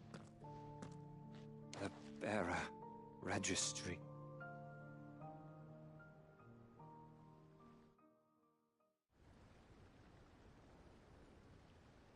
The director was a brutal man. He got no worse than he deserved. The registry was all I found beneath the tree. There was no sign of a body. Nor any record of what happened to the children after the orphanage closed. I pray that at least some of them survived. All their names are here. The ones we lost. My friends. My light in those dark times. I can still remember their faces, like it was yesterday. Children who were taken from their bunks in the morning, never to return. No explanation ever offered. They'd be happy to know that you survived, Herman. But why did I make it out alive, when so many others died in that awful place? It's not your fault. And blaming yourself won't bring them back. Honor their memory. See that their names live on. That way, at least. They're never truly gone. Thank you, Cid. I'm going to write a book. An account of the horrors of Badbach, and the spirit of those its custodians sought to crush. All of Valisthea will know of our suffering. And in the name of those I lost, I will not let it happen again. Neither will I. These records would have been buried for all eternity, were it not for you. Thank you.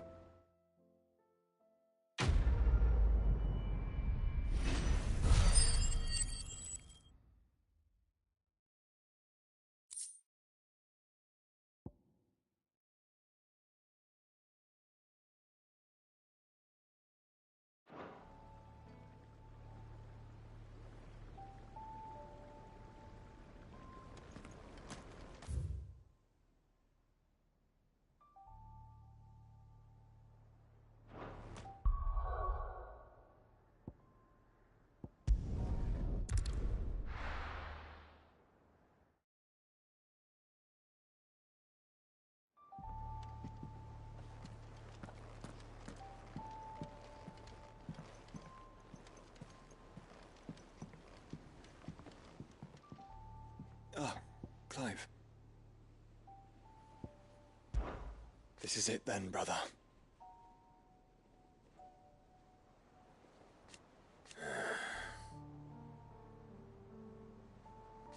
Indeed.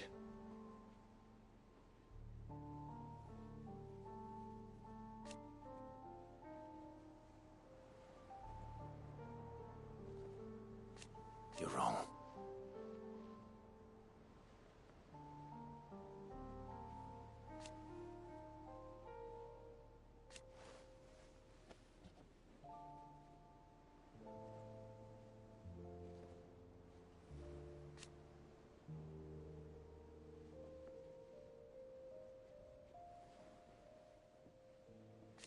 Of course.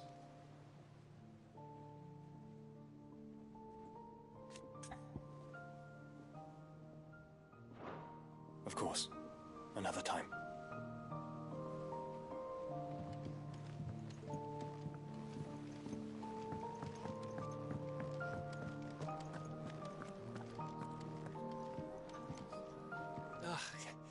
You alright?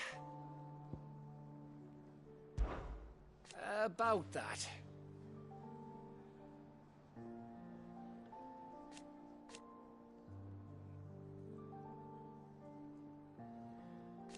Oi!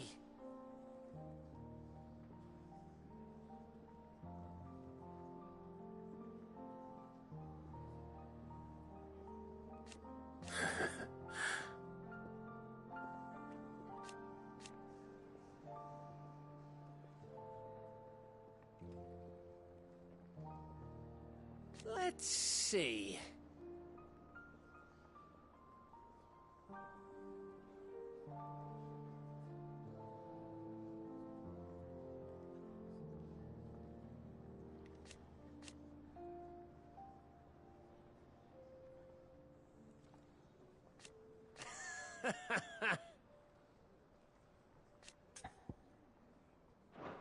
You off then?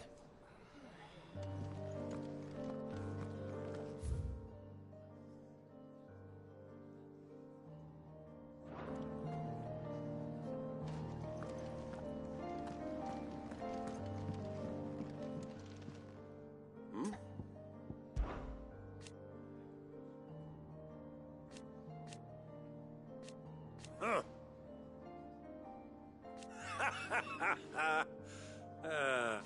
Thank you, Uncle. As for down here...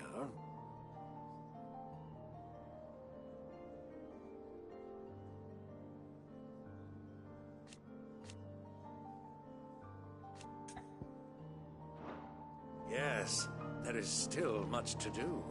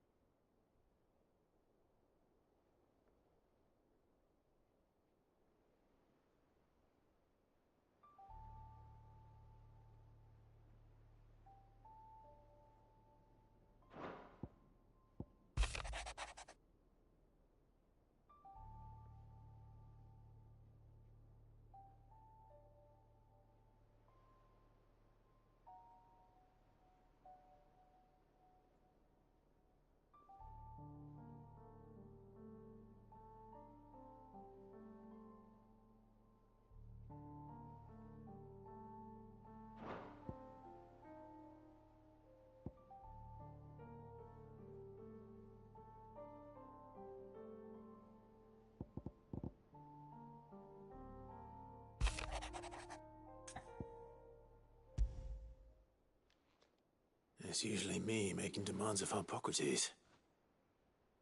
what this is about.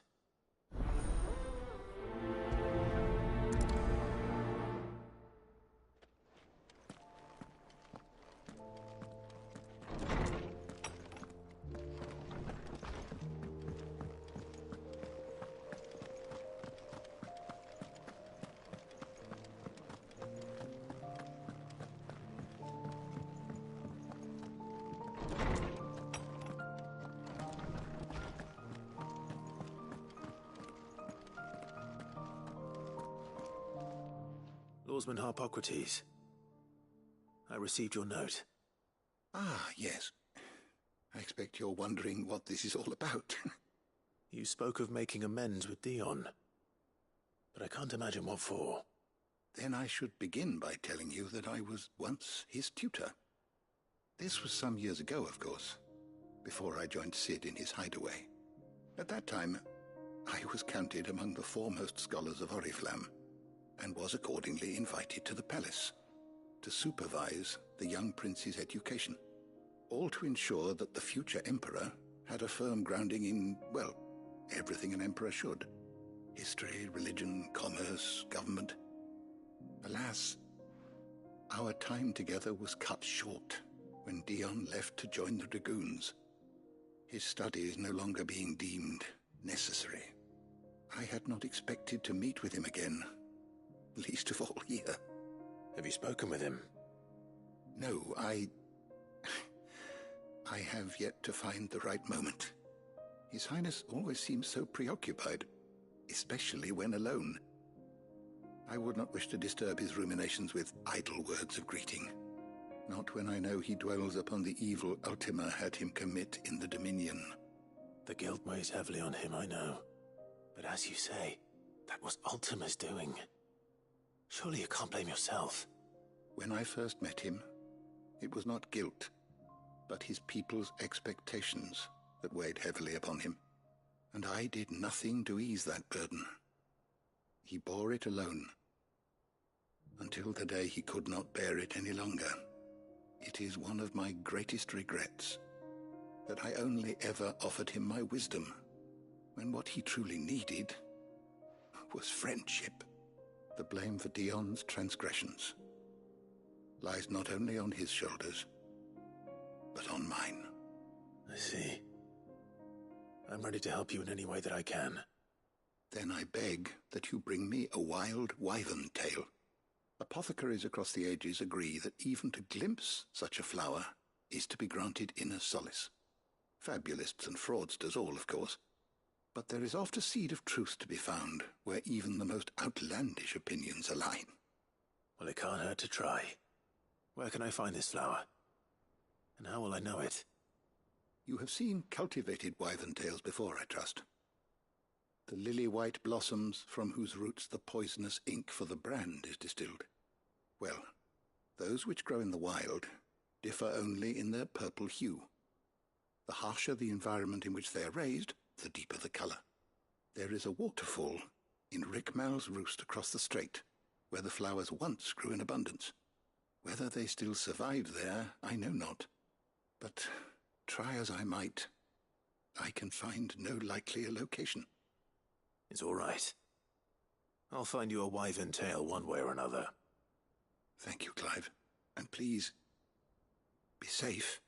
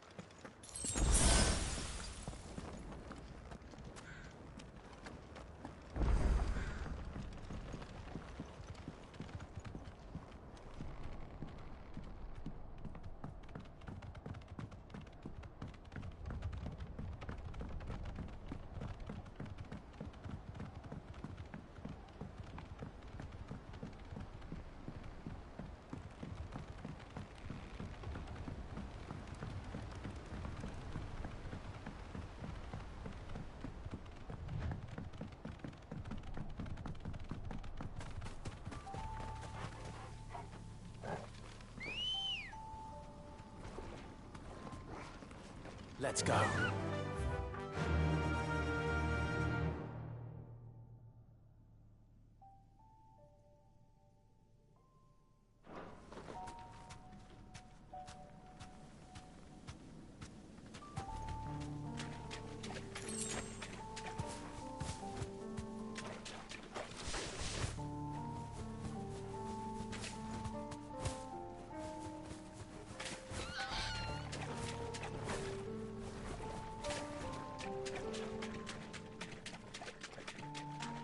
Seems this place has been flooded twice over. Be safe. Purple flowers blooming next to a waterfall. Shouldn't be too hard to find.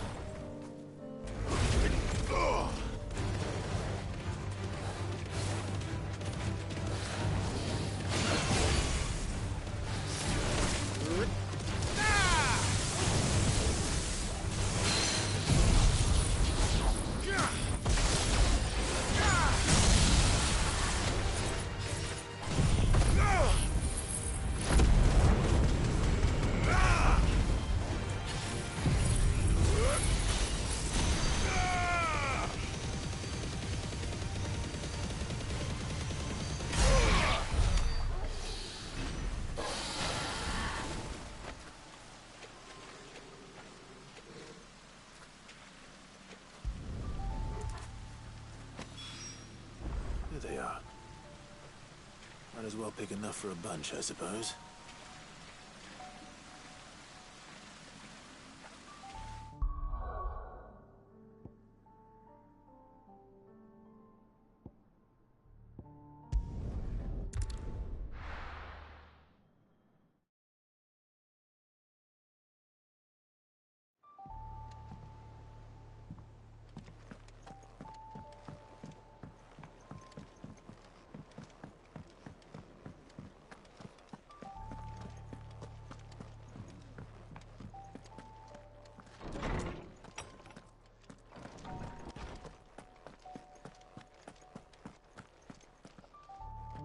Oarsman, I found the flowers you were looking for. You did? I think I did.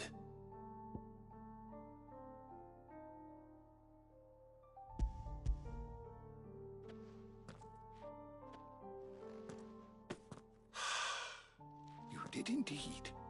My dear boy, thank you. You wanted to make Dion a gift of one, did you not? Shall I invite him to join us? Oh, I don't... It's no trouble. I'll go and fetch him.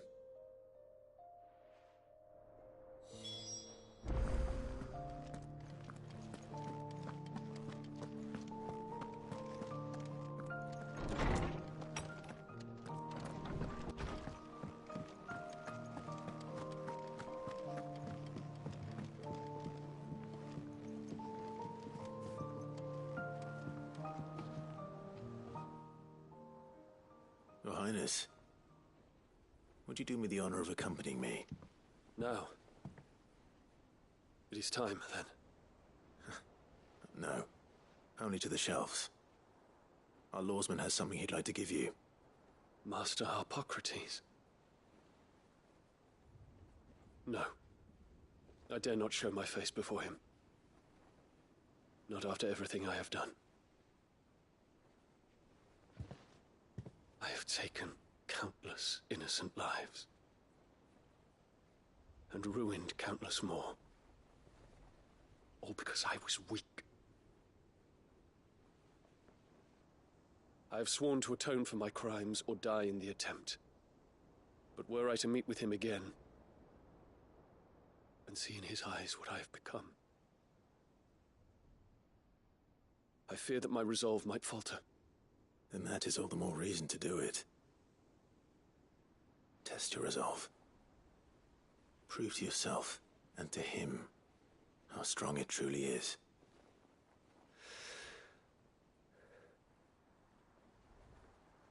You are right. I must, at the very least, offer him my gratitude. Very well, then. Take me to him.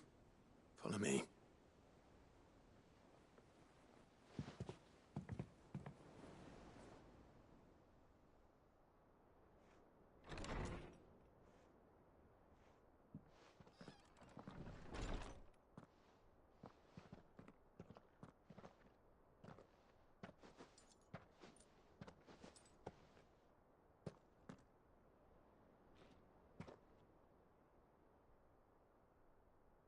Even now, I hesitate to approach him. What must he think of me? You'd be surprised.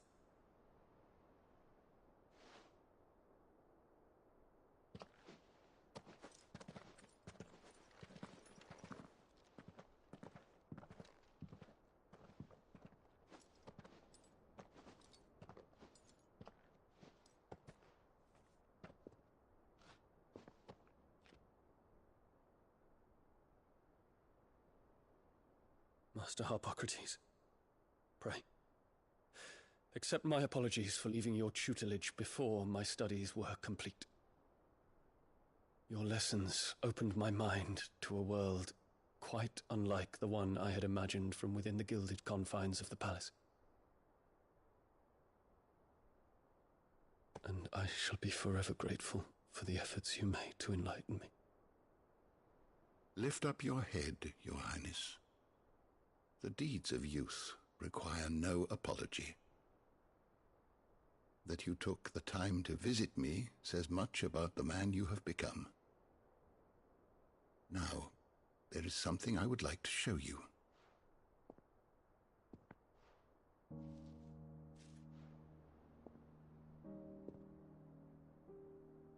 Is that a wyvern tail? The color is unfamiliar to me. Because it is unique to those found in the wild. Something in the harsh environments in which they grow lends them this striking hue. Their roots are indistinguishable from those of their hothouse cousins, but once they bloom, the difference is immediately apparent. In this flower, I see you, Your Highness. Its roots were the roots of a wyvern tail, with all that implies. But they do not define it, just as yours do not define you. I want you to have it, that it might remind you of this truth.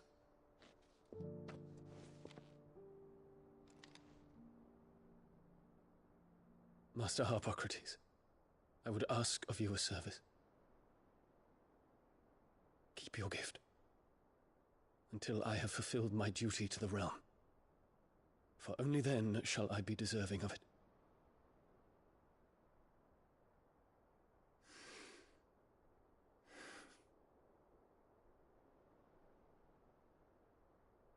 As you wish, Your Highness.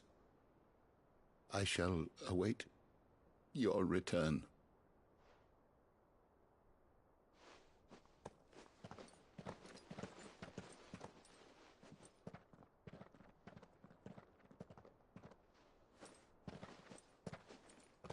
Our roots do not define us. No wonder my stepmother didn't like him. For reuniting me with memories I had thought long lost.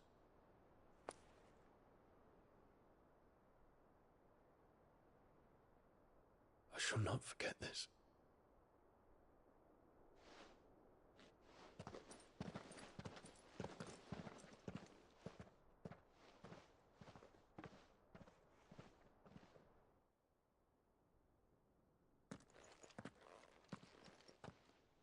Thank you, Clive. Were it not for you, I fear I might never have found the right moment to speak with him. Not to mention the wyvern tales. I shall plant their seeds, that I might not disappoint His Highness upon his return. I hope the soil in the hideaway is to their liking. Why, these flowers bloomed in the bleak, black wastes of Waloed. I'm sure Nigel's yard will suit them to a T.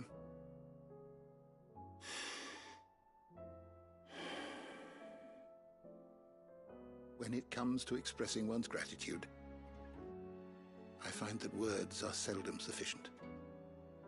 Here. What's this? A stolas quill. Or more precisely, my stolas quill. 'Tis said that an owl's feathers are steeped in the wishes it hears over its long lifetime. All those words just waiting to pour out onto the page. So consider this my wish for you. That one day you may put down your sword and pick up that pen. Well, when that day comes, I'll certainly have a lot to write about. Thank you, Harpocrates. It shall have pride of place in my chamber.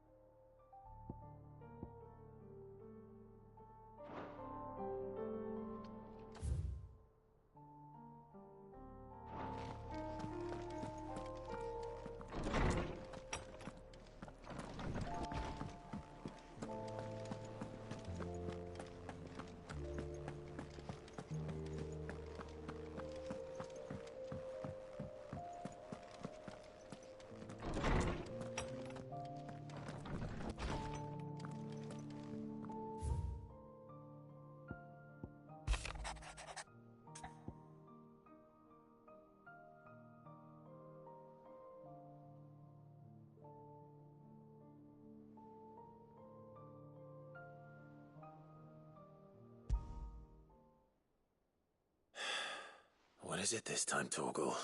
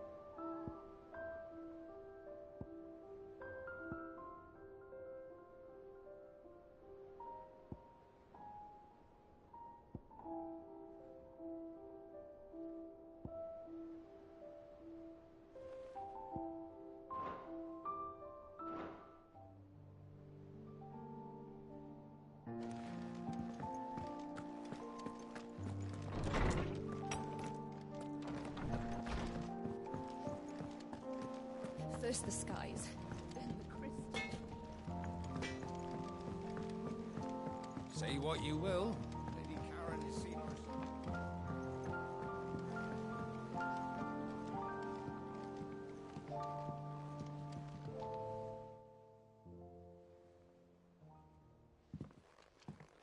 Pining for something, boy. What is it? What do you see out there?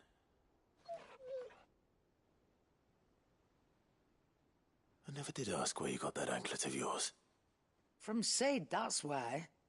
On the day he brought him home. That long ago?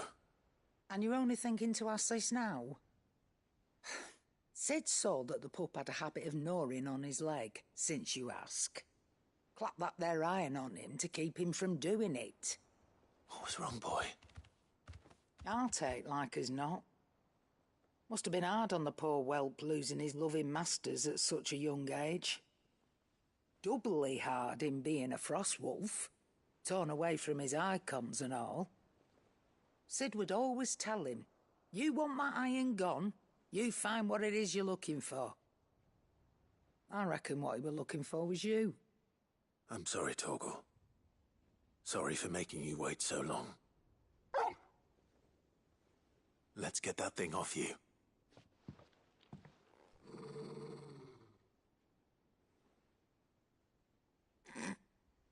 Doesn't sound like he wants it off. Indeed. You miss Sid as much as the rest of us, don't you?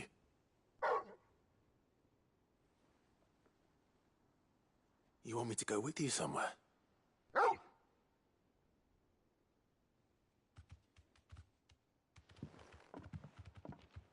Quick, aren't you? Glad you've been paying attention. Not nearly as much as you have, Lady Karen. Aye, good thing and all. It's not like Gav would have kept him in nuts and rubbed his belly these past 10 summers. Your kindness is appreciated. You've been a good friend to him. Only because he doesn't talk back like the rest of you. Go on now.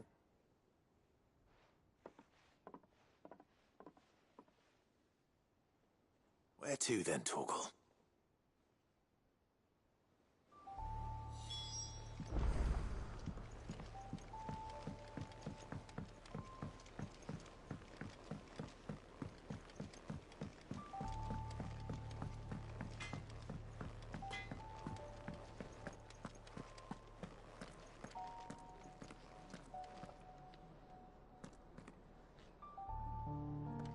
All right, Torgal. Where are you taking me? I'm going to need a little bit more than that, boy. Do you have a better hint for me? Unless... you've already given me one. Back on the rear deck, you were looking west, toward Rosaria.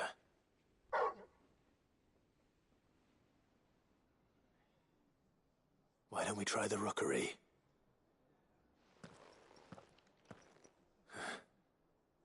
I haven't been to the island in almost 20 years.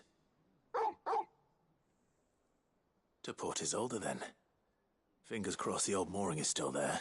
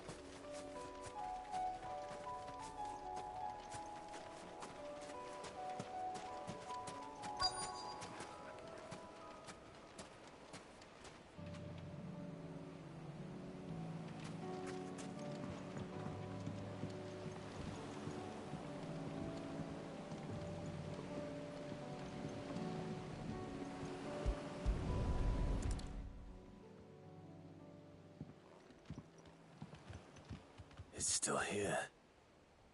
After all these years. A lot smaller than I remember. And you're a lot bigger. You might have to swim, boy.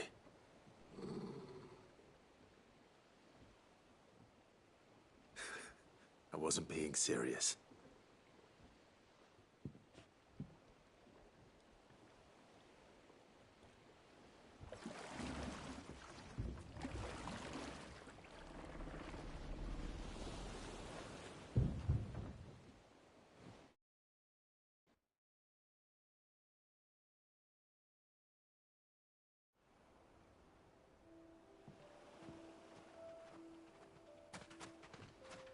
This place hasn't changed at all. The rookery's right through those trees. Come on.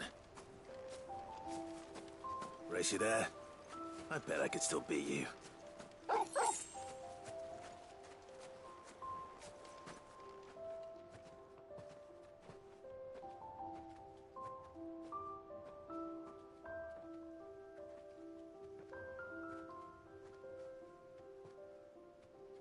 Here we are. This was our hideaway. Wasn't it, Torgal?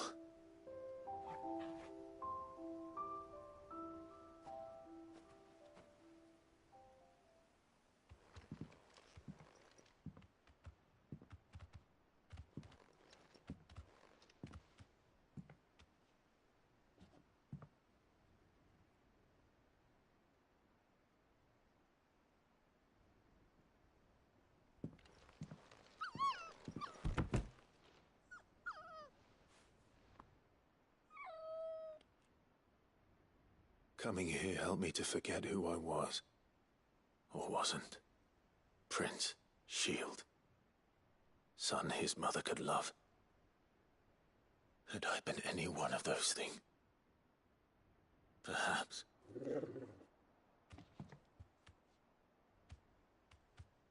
What is it, boy?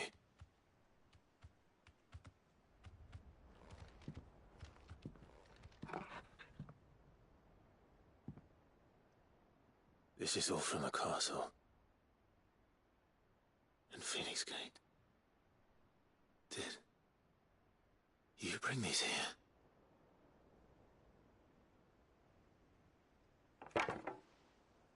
My sparring sword.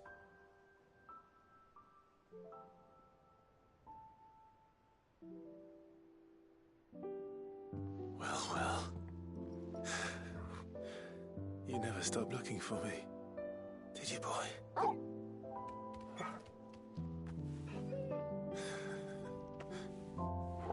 Thank you, Torgal. For never giving up. For never forgetting.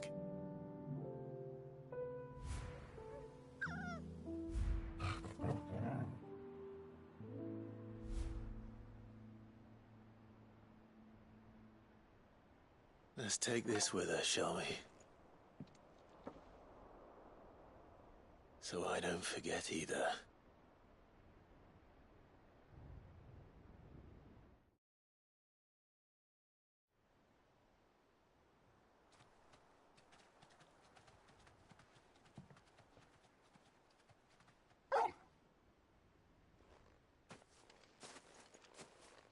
That's not the way back to the boat, Torgal.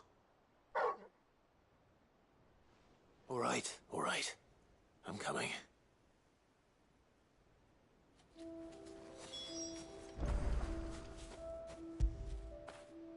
When did you get so big? I think I know where we're going.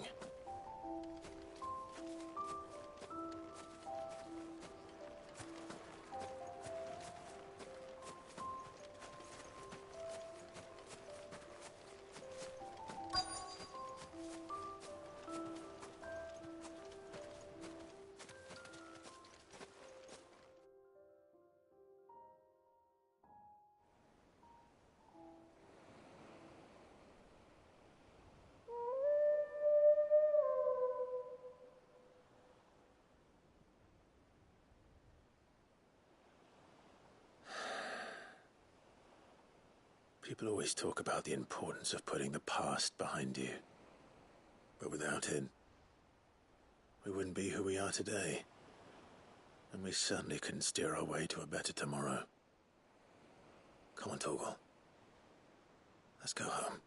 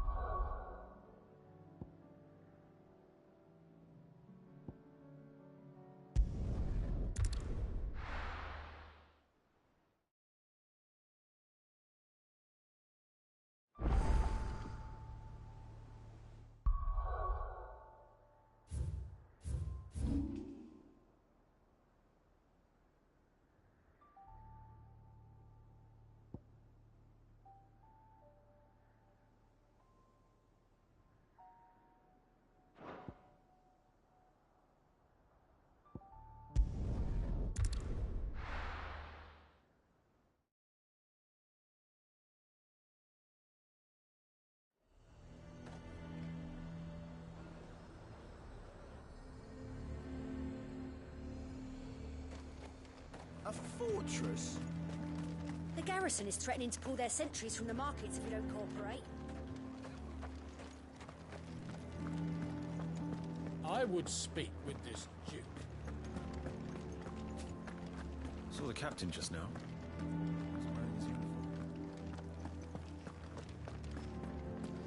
Your town needs you. I need you. But the Duke would have me clapped in irons.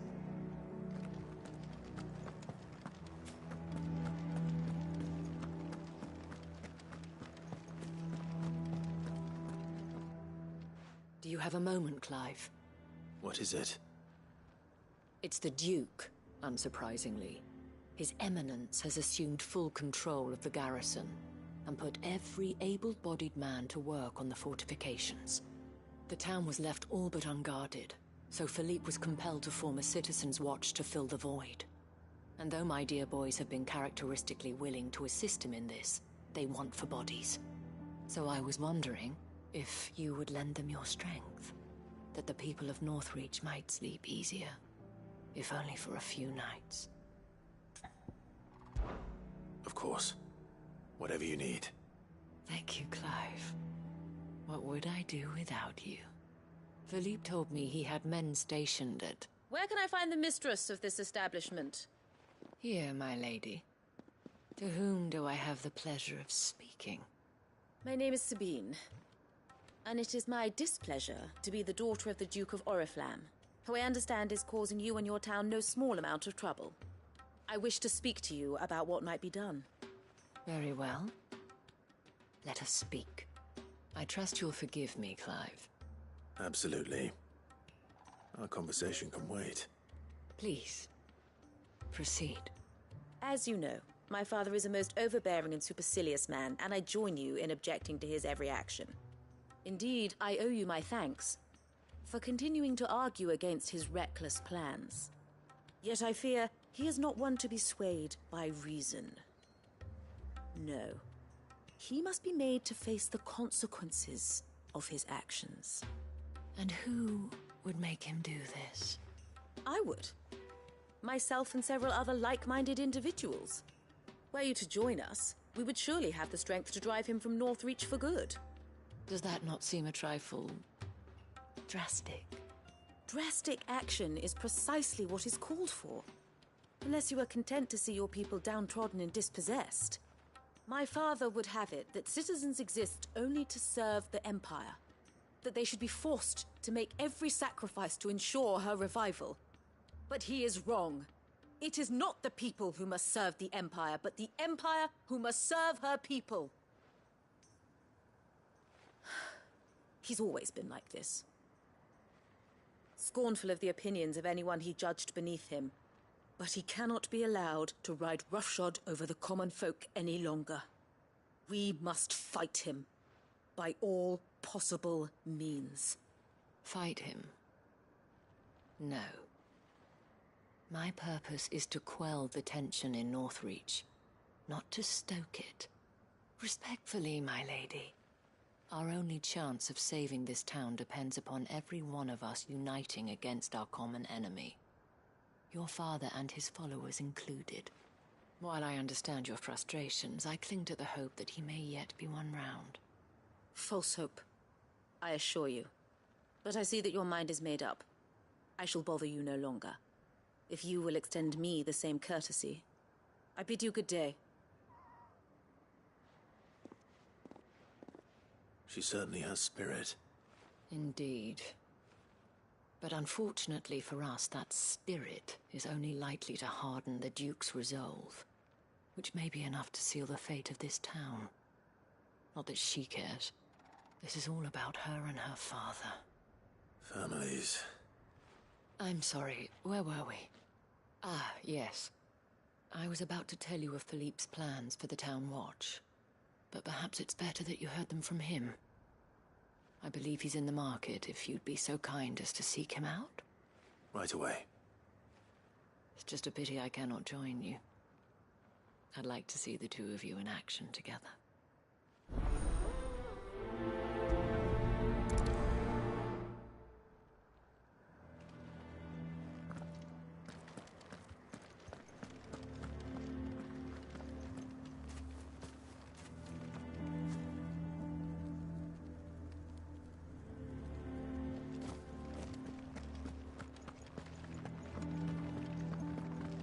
Your town needs you.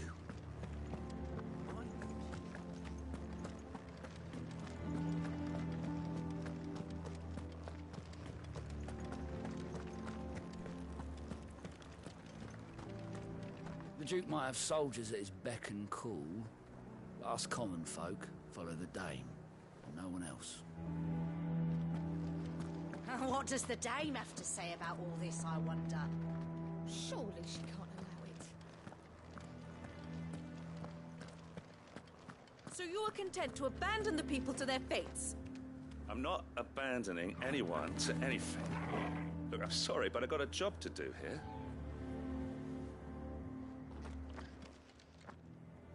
Please, I beseech you. If you are a true son of Northreach, you must fight to defend your home. That's exactly what I am doing, milady. Or trying to, at least.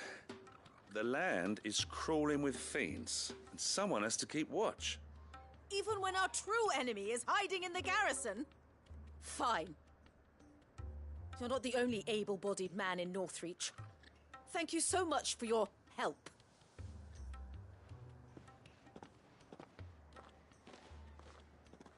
She cornered you too, then? Could hardly get a word in edgeways. Like father, like daughter, eh?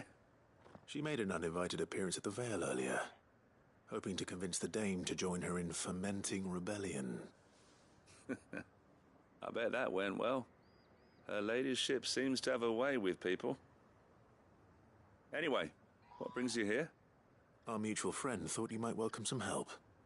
Oh, she did she? Right as always. In fact, you're just the man. We've had some reports, you see.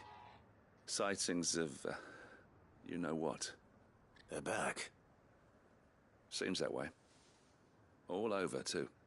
We haven't been able to confirm anything yet, but if you're willing, you could go and see what's what. Right. Where should I look? You know Grieger's Weep? One of the sightings places them somewhere on its shores. I'm on my way. Thank you, Clive. I'll look into one of the other sightings. Let's rendezvous back here later.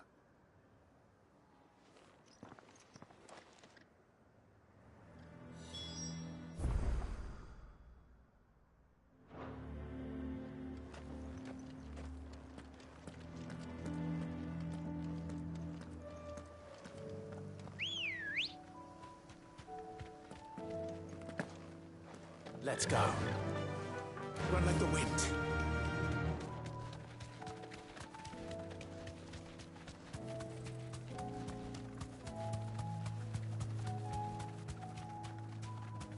You deserve a rest.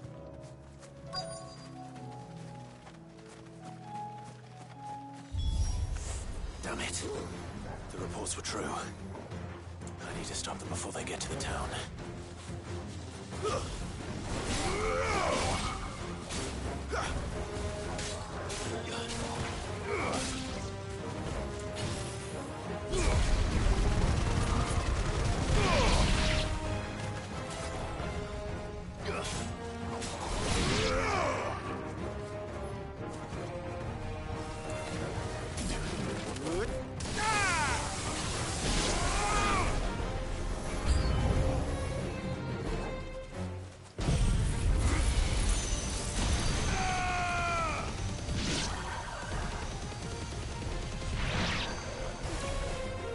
Soil and stone! There's more!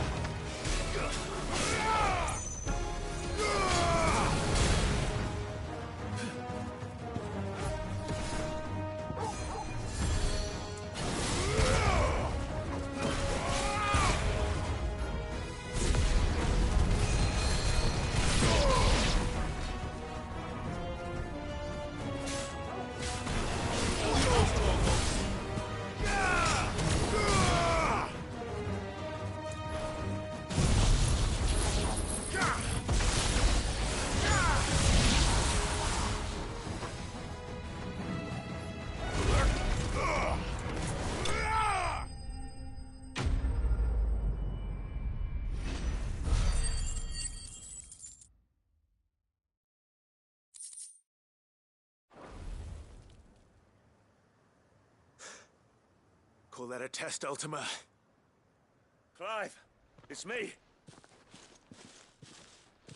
Are you all right? I am. But it seems the reports were true. The thralls have returned. I dispatched the few that I found, though. Well, that's something, I suppose. But what were they doing south of town? They all came from the north last time.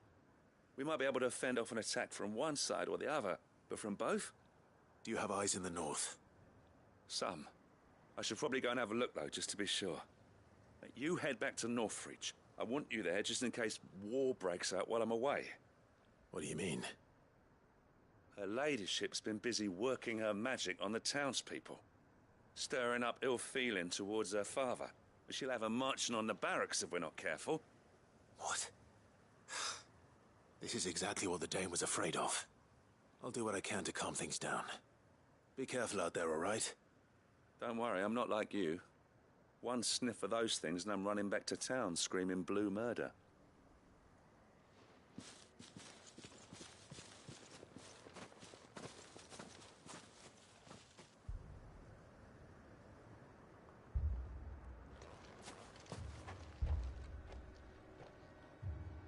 Do you not see, Father?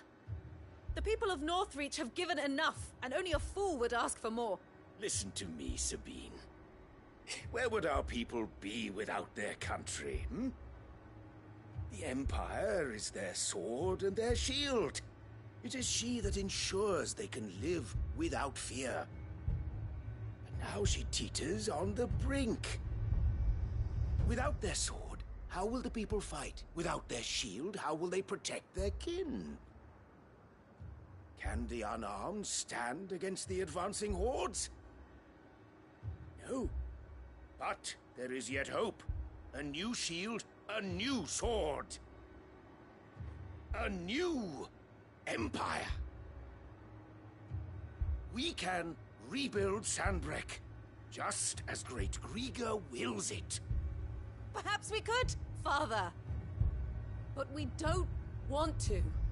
Not if it is built on the broken backs of the people. Please, let us not quarrel in the street. You must see that no good will come of this. Our fight is not with each other, but with the threat that draws ever closer to our gates. A threat that your sword has yet to rid us of, Your Eminence. You will hold your tongue, whore! You may have filled my daughter's head with your heresy, but I will not be corrupted. Corrupted? Your daughter's opinions are her own, as you would know if you had ever deigned to listen to her. At least I hope they are your opinions, and not posturing born of a family feud. Northreach deserves better than that. Northreach deserves better than you, Carla. Yes, I know who you are. The slut of Twinside who bedded a Branded.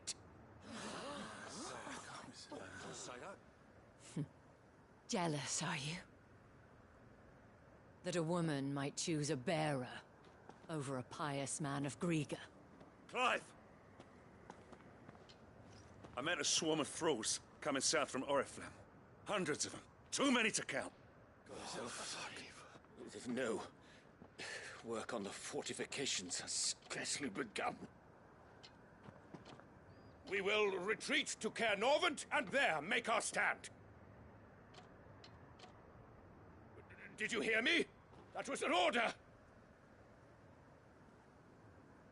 While this is but a heartfelt plea, let us make our stand here and protect our homes. Protect those that we love. Together, for Northreach!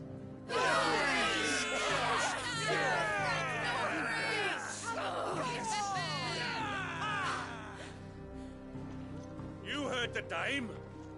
What are we waiting for? Pikemen to the gates. Archers to the roofs. Quickly, come on!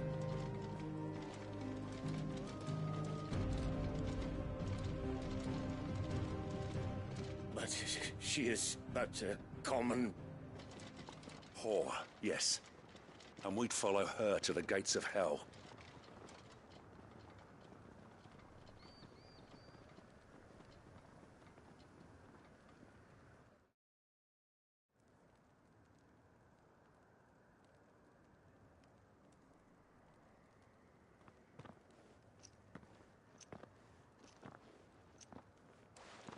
The men have their orders, and they look like following them. I got them spaced out at regular intervals. Whichever direction the thralls strike from, there'll be someone there to meet them. Thank you, Philippe. Rest assured the people will play their part. The herbalist has donated her stock of medicines to me. Should any of your men be injured, take them to the Vale. We'll see to them there. Thank you, milady. I will. I'll play my part too. You still want for numbers. Unlike the enemy. I only hope I can go some way to evening the odds. Philippe, can I leave the south in your hands? I doubt the thralls by the lake were the last of their number. Of course. I'll lead a party down that way so we don't get taken by surprise. What about you? I'll make my way up the road to Oriflamme. I fought a few of these things. And while I can't promise to hold them all back, I should be able to thin the herd. All right. But take care. Thank you. Both of you. You can thank us when it's over. Till then, madame.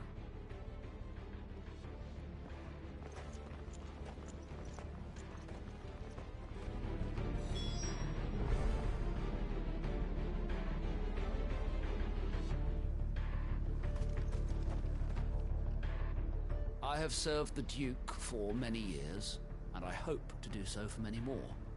But I cannot turn my back on these people. Our people.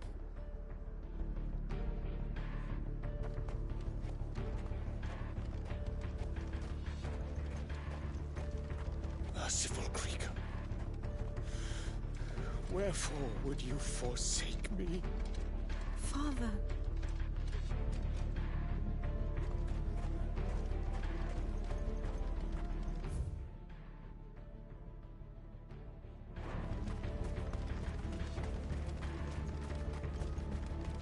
want steel in the hands of every man.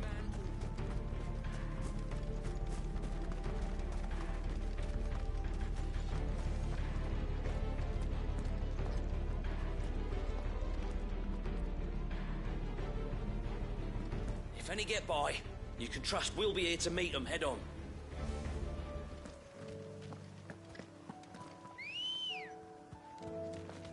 Come on. Fly, Ambrosia.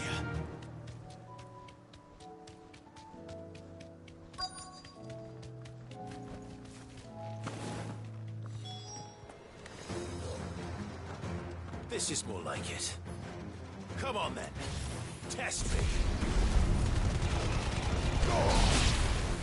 Titan!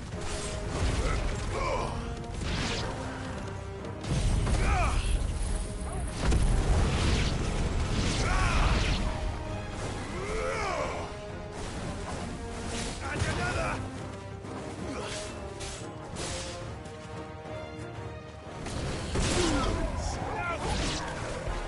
Is it over? No. It's only just begun.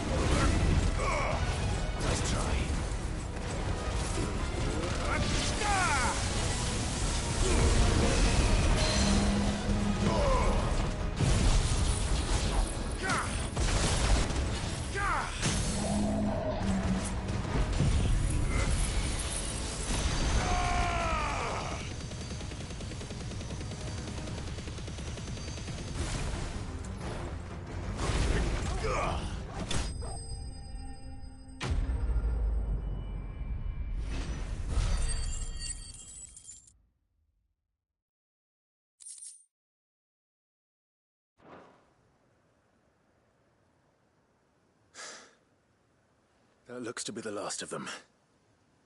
I wonder how the others fared. Better hurry back to town. Come on, Torgal.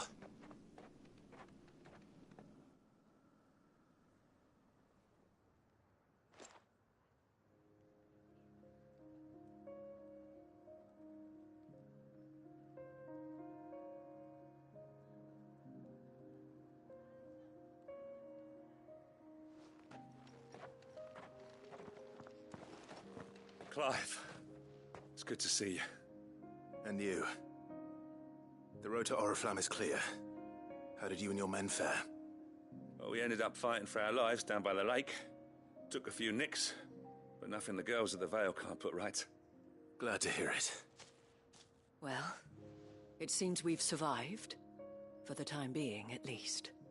I thank you both for answering the call. You were right. And I was wrong. About everything. I had thought that the only way to unite the people was under the banner of Empire. That without a strong hand to guide them, they would drift apart. To be borne hither and yon by the eddying currents of fate. But you brought them together. Not by force, nor by the exercise of goddess-given authority, but by simply being one of them. By knowing what they feel, because you feel it yourself. Our purpose was ever the same, Your Eminence. You were merely distracted by a loftier vision. of empire and glory, while our eyes beheld matters closer to home. You have the right of it again. As did you, Sabine. His Radiance said it himself. Sanbreque is naught without her citizens. I forgot that, and I am sorry. I'm sorry too, Father. I should never have taken things so far. I only wanted you to understand how the people felt. How I felt. But my anger got the better of me. Do not blame yourself, my dear. This was my doing. I should have listened to you. To all of you. Your Eminence, your Ladyship, I do not doubt that you came here with the best of intentions. But I believe the same could be said of us all. We all want safety, security, prosperity. Not just for Northreach, but for the entire realm. And we may yet achieve it. If only we work together. Will you join us in this? Yes. We shall. Thank you, Your Eminence. Now that that is settled, I must go and see to the wounded. The Vale's doors are always open to any soldier in need of relief. And today there are more than ever before.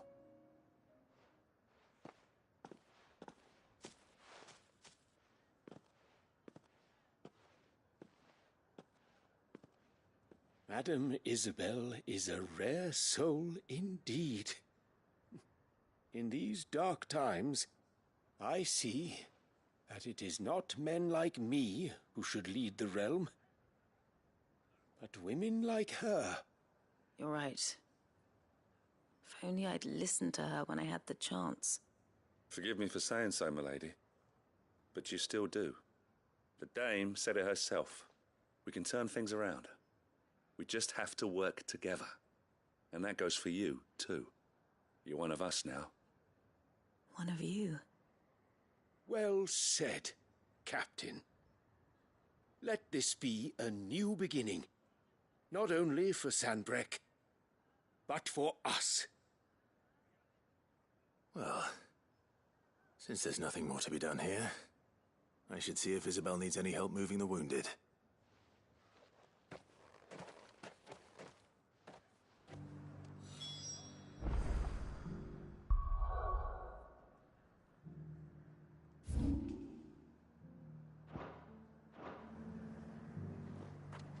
Can we get you anything?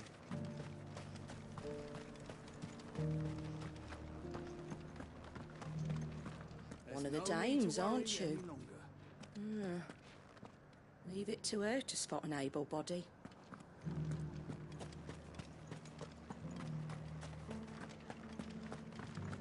I saw several soldiers being carried to the Vale.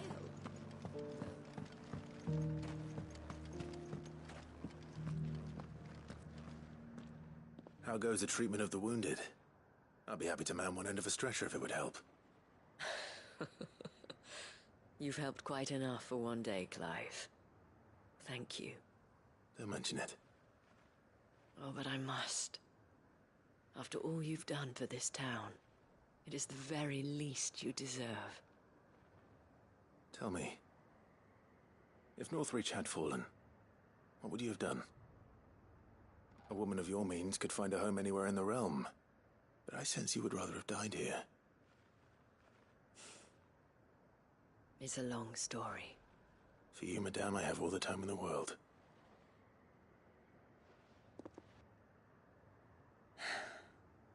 Very well. Long ago, I had a life in the Crystalline Dominion. I was Carla then, courtesan to the nobility. So sought after was I that it was only they who could afford my time. Alas, those halcyon days were not to last. For naive as I was, I fell in love with a bearer. He was my master's guard, the gentlest man I have ever known. After they discovered us together, he was whipped bloody and forbidden from ever looking at me again. And so we fled. Not that we had anywhere to flee to. We wandered, aimless and starving, half dreading, half praying that the next day would be our last. Until we found ourselves here, in Northreach. It was the Veil that took us in, that fed us, clothed us, and healed our hurts. Those that could be healed, at least. My love was already too far gone. He passed away. He did. Not long after we arrived. But at least we were able to share a few moments of peace before the end. It was the greatest gift I have ever received. But the generosity of this town and her people did not end there. The men and women of the Vale supported me through my grief. Shared in it, though I was still a stranger to them. They treated me like a sister. And so I swore that I would always do the same. That I would return the kindness that Northreach showed me. That I would repay my debt to the Vale.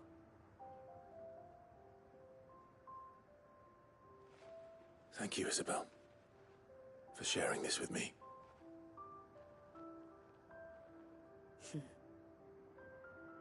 You're a lot like him, you know.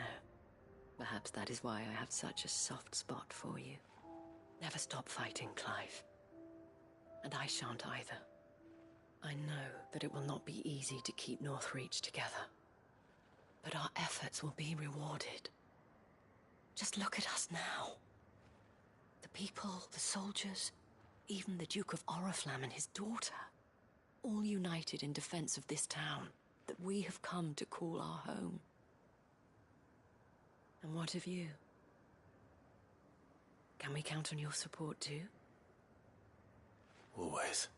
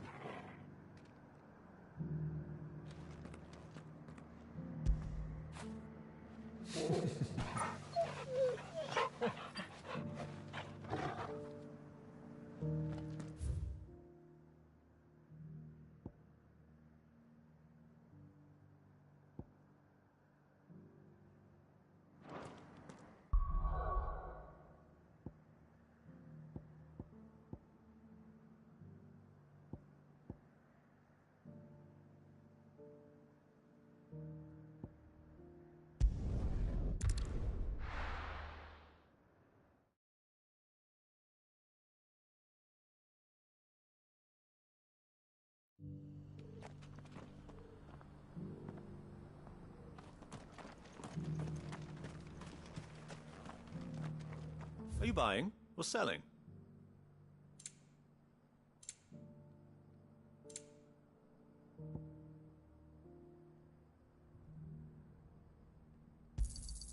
Of course.